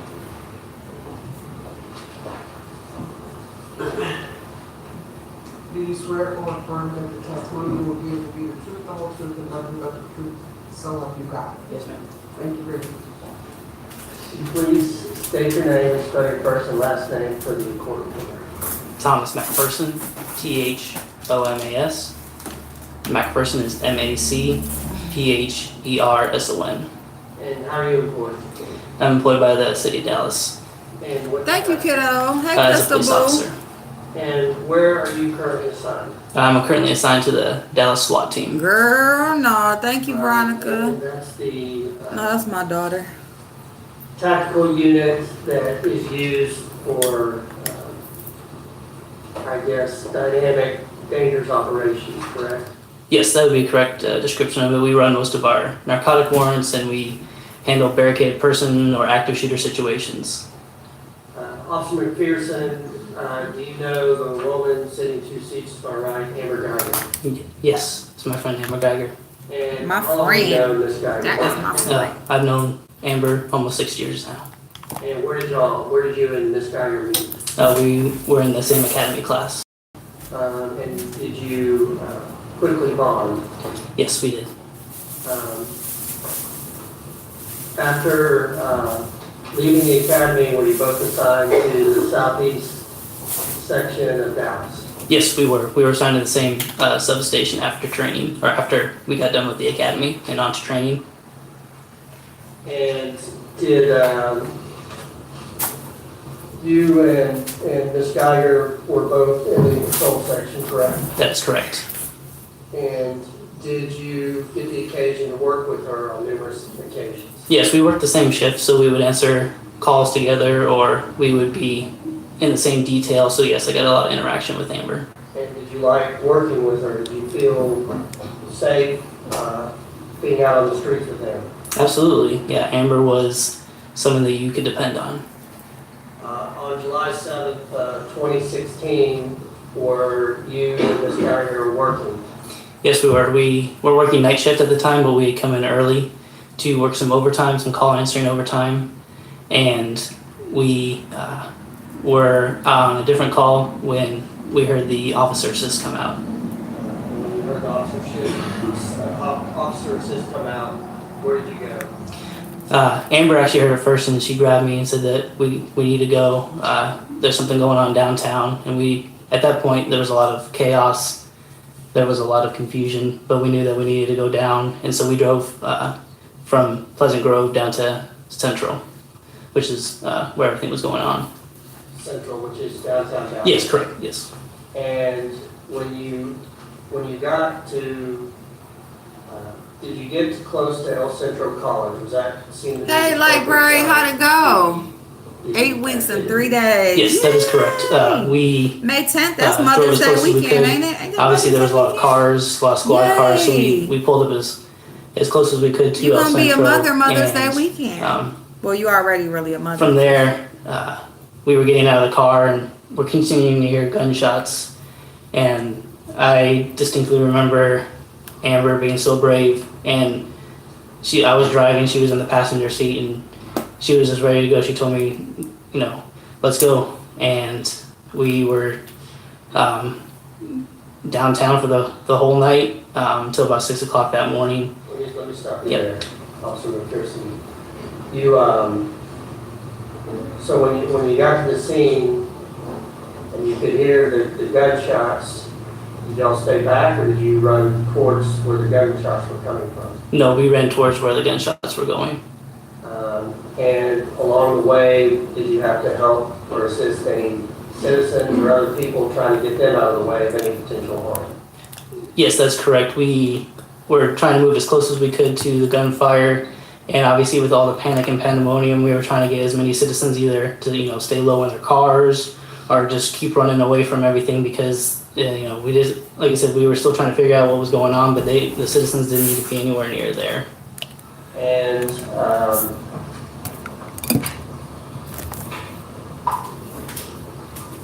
the since that time, you worked with Ms. Guyger in patrol and in the CRT unit, is that correct? Yes, that's correct. And was she always a hard worker and someone who always had your back? Oh, absolutely. There's no doubt in my mind.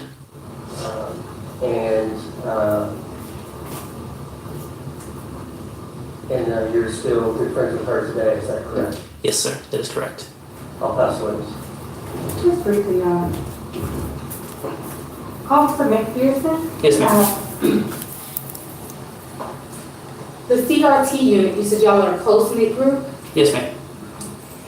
In fact, you all had like a text thread that you all would respond to each other on. Yes, ma'am. And in that text thread, was there some discourse about the supervision over your unit, your close-knit unit that you just discussed?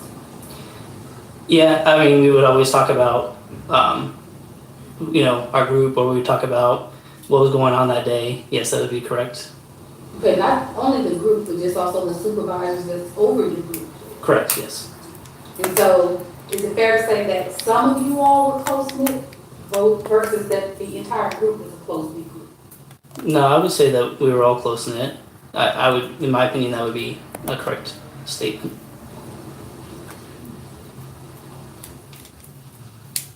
In that group of text messages, you all refer to someone as Tubby. Is that correct? Yes. Objection of relevance.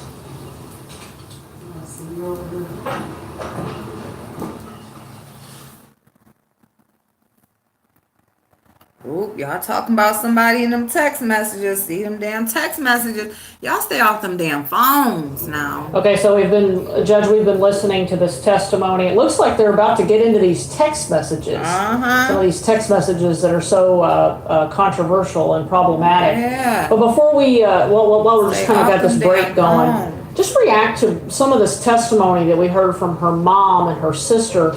We were talking as we were listening that you think it's a mistake that we never heard them apologize to his family. I tell you, I was surprised by the fact that they didn't go into the history. Not What you because mean? They wondering why she on trial.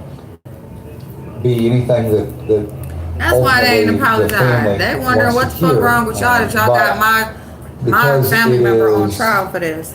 so human, I guess, and kind to just let them know that I'm so sorry this happened. And this is no one who's putting the blame on the sister. Nobody's putting the blame on the aunt. There's nobody's putting the blame on the mom. So for them to simply say family member to family member, our hearts are broken for what happened. We're so sorry it did. I don't see the downside to it. I think the jury would expect it. I think I expected it. That's almost. We kept looking for it. Yeah, it's we were almost, waiting for it. When's it coming? When's it coming? And then it didn't happen.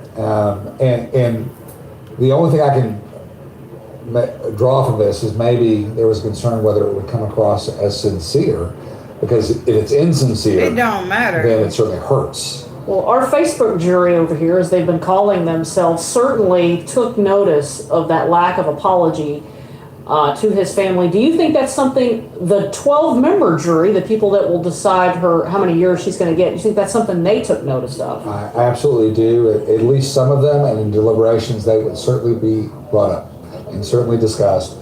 And eventually, when you expect something to happen, you get ticked off that it didn't happen. You start getting upset and bothered, but it didn't. And it almost makes you tune out and discount everything else that's said.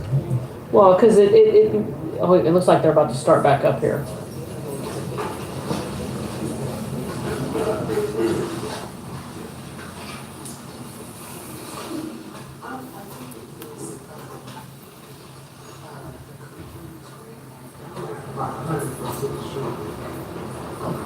I don't have a problem with offering, I was just trying to offer I know how hard it is to suppress a cough. This long, I'm gonna allow you, because I'm trying to figure out if what it is you're intending or where it is you're trying to go is relevant. So I'm going to allow you to ask questions so we can get a prompt of where it is you're trying to go and not have to be whispering over here to the side. And so what I'm trying to get to a few weeks ago, you met with us, is that correct? Yes, ma'am, that's correct. And you talked about how, and we asked you during that meeting about the set of text messages that you all, the CRT has a text thread that you all exchange communications with, is that correct? Yes, ma'am. And in that text thread, you all talk about, amongst multiple things, your day, and you also talk about the supervision that you all are experiencing within the CRT. Yes, ma'am, that's correct. And in fact, Hey, spicy you all, bread. including the defendant, have made comments about, or I should say derogatory comments about the supervision within your supervisor in particular. Okay. Is that, am I making this up or is that true? No, I'm not. No, you're not making it. You're not making it up. Okay. And so when we talk about Ms. Guyger, the defendant, being, you know, a hard worker and respectful and all these other things, I mean, there are sometimes it's not as respectful as you just displayed to that jury. Okay. Well, Is that yes or no statement? could you repeat the question, please, just because? For clarification. Mhm. You just displayed to this jury that she was a respectful person and she respected others, and I said has been times where she has not been as respectful of the individuals that supervise her and then other individuals either with Dallas Police Department and or in the community. Okay. Yes, that's correct. But it's not just a yes or no question either. You know. Would I be able to explain myself, ma'am? Is that okay? Well, and I'm sure he'll let you expound on what you want to talk about. And in fact, you talked about her getting out there and trying to help citizens and responding to the crisis in which the city was facing on that July 7th evening. Yes. And are you aware of the text messages that she sent about pepper spraying the citizens during the MLK parade? No, ma'am. And if she said something like that, would that shock you? I would say it'd be out of character.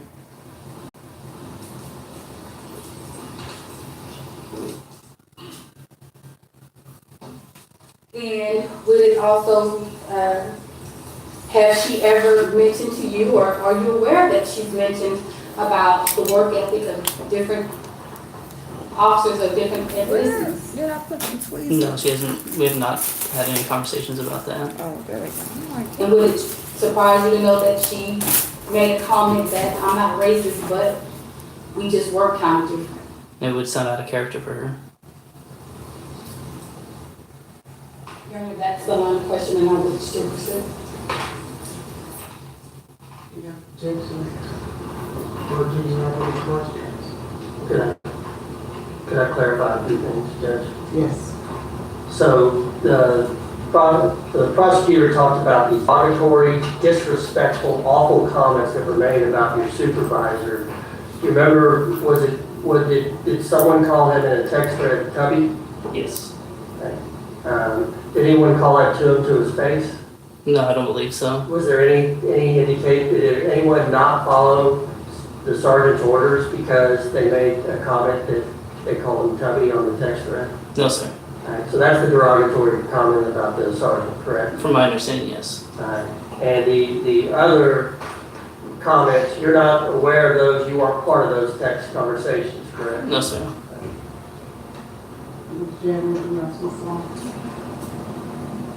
Well, the defense attorney asked you, did y'all not follow his instructions? But there were moments in the CRT, at least according to the text thread, that you all did not always follow his instructions. Is that fair to say? I mean, there's a lot of text messages, ma'am. So it's hard to say. I don't know what you're trying to get at, though. Could you explain a little bit more, please? He used the word always. Always means just that, always. All the time. Okay. Did you always, all the time, follow everything you, the defendant, it was 5 of you all on that team, correct? Rivera, Yes, ma'am. Mark Rivera, all of you all, did you always follow all the instructions that was given to you by that certain supervisor? Nah, you can't say always. I think this is too much of a define, of a solid, because I think there's just a multiplicity of decisions and stuff like that that are made throughout the time that we were there. If that's fair. I'm not saying always. That was the word came from that. So let me be clear.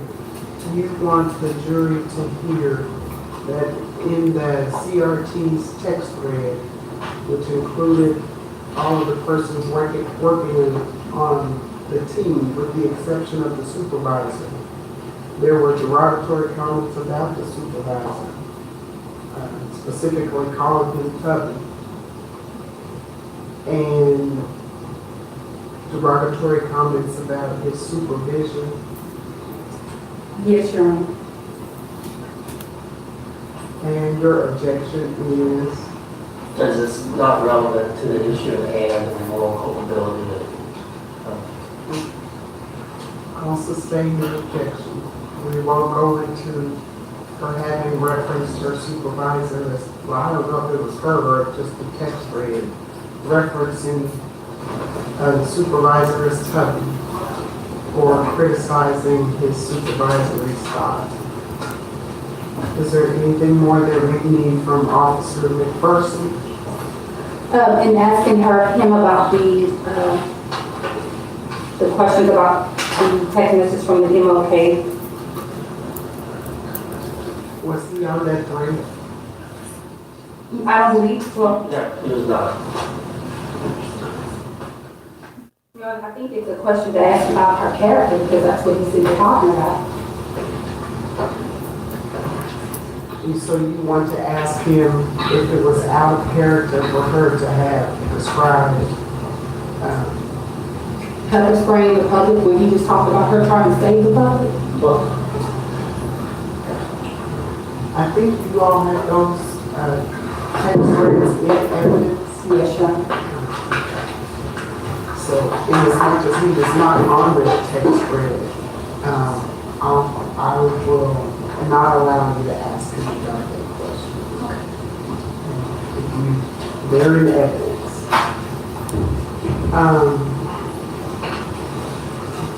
Can you ask her to bring the jury back?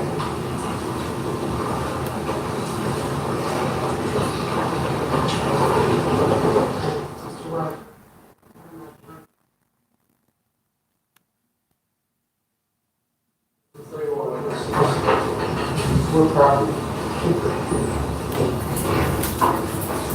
Are you okay with this?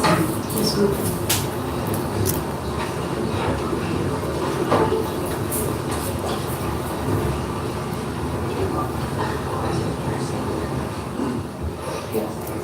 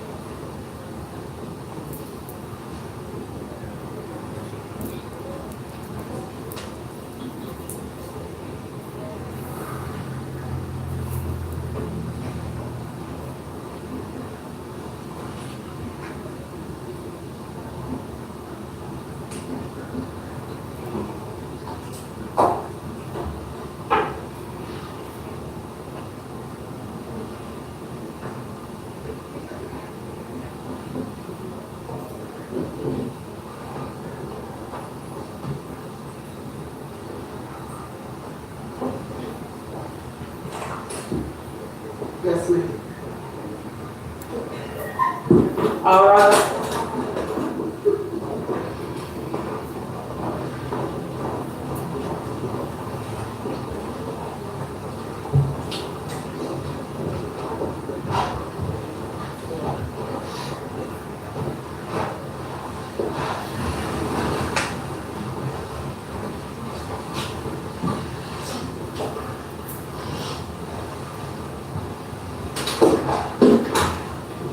Thank you. You all may be seated. Yes, please. I was gonna ask you, is it fair to say that you're not with the defendant all times of the day? Yes, that's correct. Is it fair to say that you don't know what type of communications that she has with anybody other than with you? That would be correct. So you don't know what her character is, only what her character is with you is what you see. Well, that's the only thing I can testify to, yes, what I've seen from her. Possibly. No problem. Thank you, Dees. No judgment. Thank you very much, officer. Thank you, ma'am.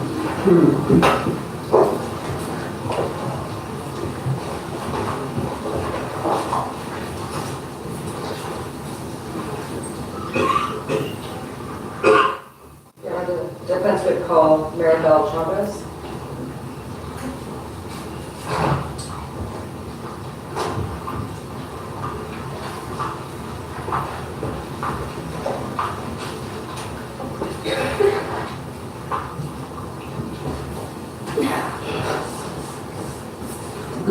Do you swear or affirm that the testimony you will give will be the truth, the whole truth, and nothing but the truth? So help you God. I do. Thank you. Could you tell us your name, please, and spell your first and last name for the court reporter? Yeah, Maribel Chavez, M-A-R-I-B as in boy, E-L-C-H-A-V-E-Z. How old are you? I'm 29. Where do you work? I'm a retail store manager. Do you know Amber Guyger? Yes. How long have you known her? 14 years or so. Can you tell the jury about when y'all met? Yeah. It was ninth grade. I started in the orchestra there, and that's where we met. Did y'all become friends pretty quickly? Yeah. Can you describe a little bit your friendship? Yeah, she's, Amber's a very engaging person. She's very bubbly. Her energy's attracting. People just want to be around her. Did y'all both play in orchestra in high school? Yes. Did y'all end up also performing in a mariachi band together? Yes. Okay, tell us a little bit about that. My 10th grade year in high school, our high school band director started a mariachi group. So I was so involved in extracurriculars that day, I happened to have nothing to do. So I said, okay, let me join the group. So I started playing, and Amber was playing with us, and she played violin when we started. She played trumpet with us too, and we took that after high school as well. And were you aware of what type of career Amber was interested in? She wanted to go into law enforcement. Why was that? She's just, she's always wanted to take care of people. And she's a people person. Yes. Ms. Chavez, I want to show you two pictures that have been marked as defendants exhibit number 97. Is this a picture of you and Amber together with other members of the mariachi band? Yes. And the same with defendants exhibit number 98? Yes.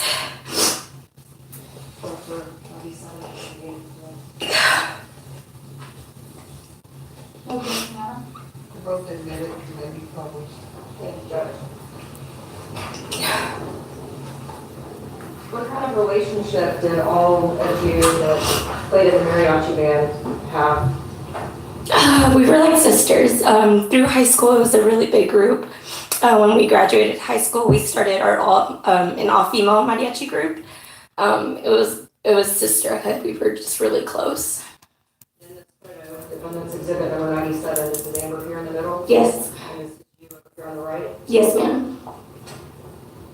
And another photo. Damn it, I just fucked that one And up. that's exhibit number 98. Is this you to the left of Amber? Yes, ma'am.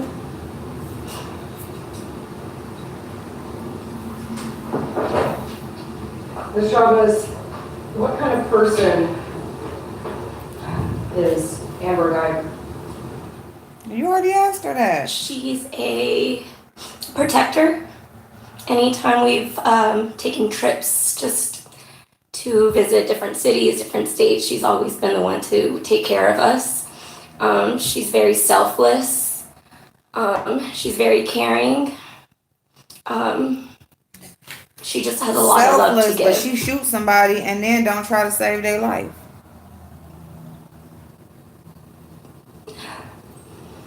Like, that's the thing. Not only did she make a decision to go in there and shoot this person, but then she didn't even try to save September them. 6, 2018, did you have an opportunity to see Amber?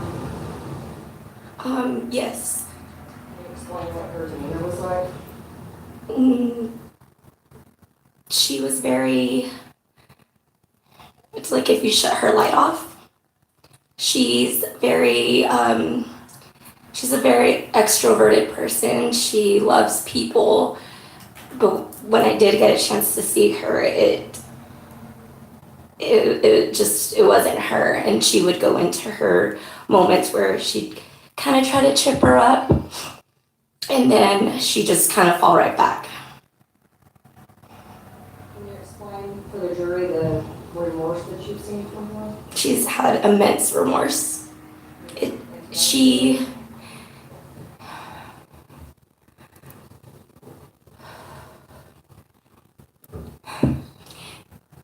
Amber has a lot of love to give, but Amber doesn't, even prior to this, Amber, I don't feels like she's worthy of love. That she's not worthy of a big love. So this happened, and she just does not feel like she deserves to have any kind of happiness. And anytime she even gets close to even like a smile, she kind of reverts back. Why is it that she feels like she doesn't deserve to? She feels remorseful, immense remorse. Do you know what she's relied on this past year to deal day to day with what had happened? Her family, her friends. She did it though. I don't really remember Amber being like a person of faith through high they school. talking about this happening. She's the one who did And up it. until a couple years ago, I would say probably when she did join the force, she started looking into that, and then that's just really what's kept her up and her puppy. So when she started with the academy is when you feel like her faith started to grow at that point. Yes, ma'am.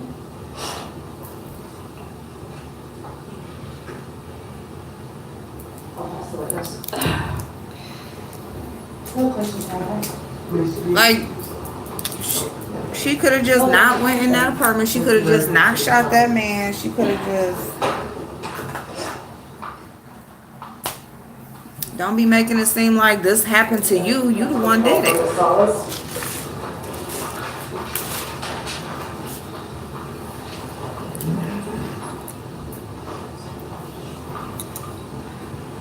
Where my eyeliner go?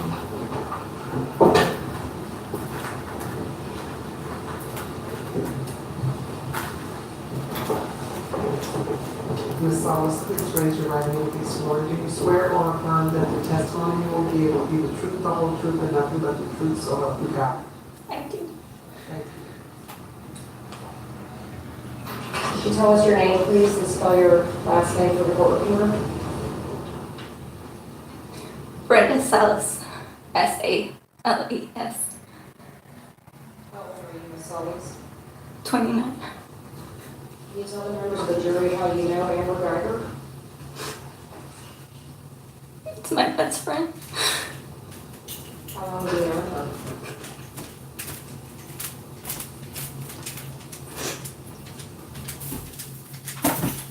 since the 7th grade. Where were y'all in school that you met? Carter Junior High. Can you tell the members of the jury how it was that you two became friends?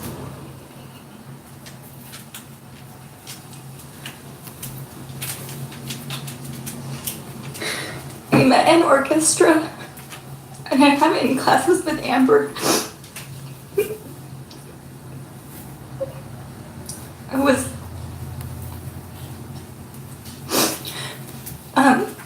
the orchestra teacher. She would open the orchestra room for us as a safe place. Orchestra students, orchestra players sort of have a nickname for themselves. We're called org dorks. She would open up the room as a safe place, and during this time, my family and I were going through some really hard times.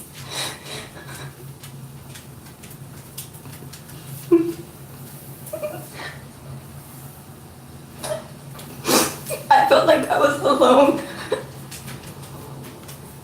Like I couldn't talk to anybody about any of this stuff, and Amber was there to listen to me. You mentioned that the orchestra teacher would open that room up for y'all as a safe place. Yes.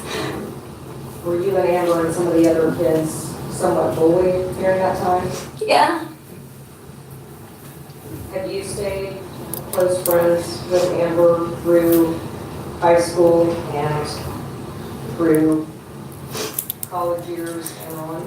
Through high school.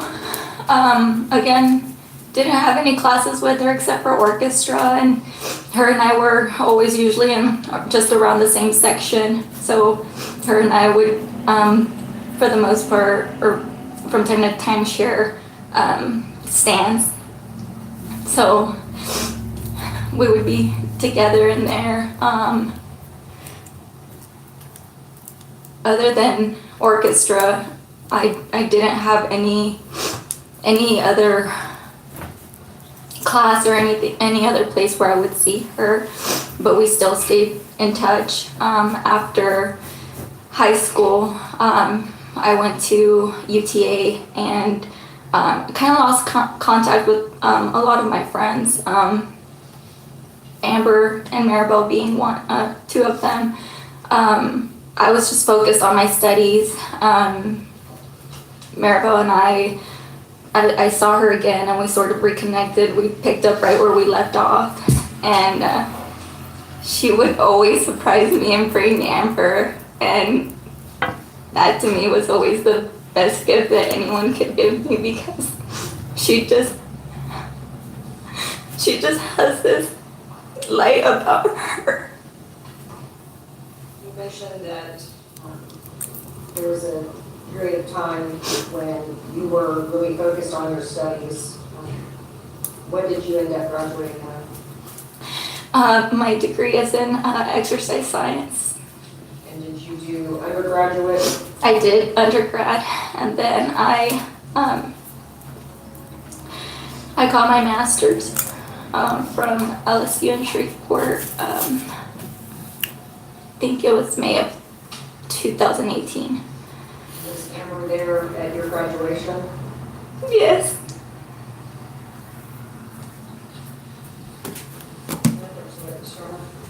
Yes.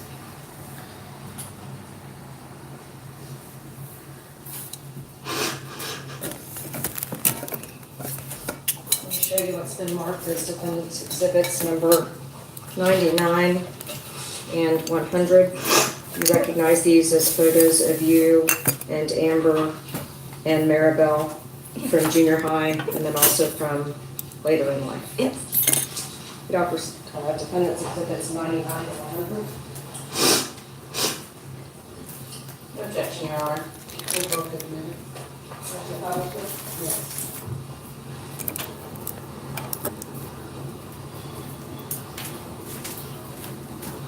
Exhibit 99.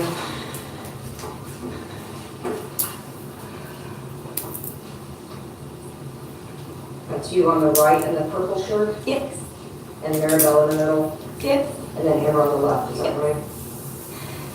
And the three of you have stayed close friends up until this day, is that right? Yes.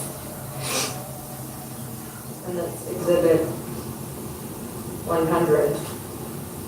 Is that you in the middle? Yes. And Amber's on the left? Yes. And Maribel's on the right? Yes. Where were y'all in this picture? We went to Chicago. We went for the Rangers versus Cubs game. No, with it, yeah. Ms. Hollis, can you describe what kind of person Amber is to this jury? She's a loving person, very caring. This is the third time she didn't ask her what type of Silly. person she is. And how has that person that you know, that personality, how has that changed since September 6th, 2018? I love her because of her silliness and the fact that she can always make us laugh. And after the horrible incident, I feel like she has to try harder to be that person, and it's still it's not there anymore. She's not Amber anymore. What kind of remorse have you seen? What did he? Oh my God, I gotta go watch. Oh my God. So much. The last time that I saw her,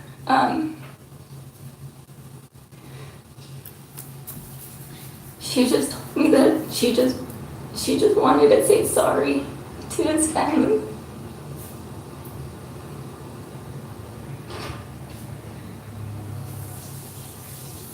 You going between 3 lives? For real, is 3 lives going? Y'all, I'm gonna go ahead and get off, y'all. No objection, please. If y'all want to continue watching, this is on channel WFAA. Okay, she's getting off the stand anyway.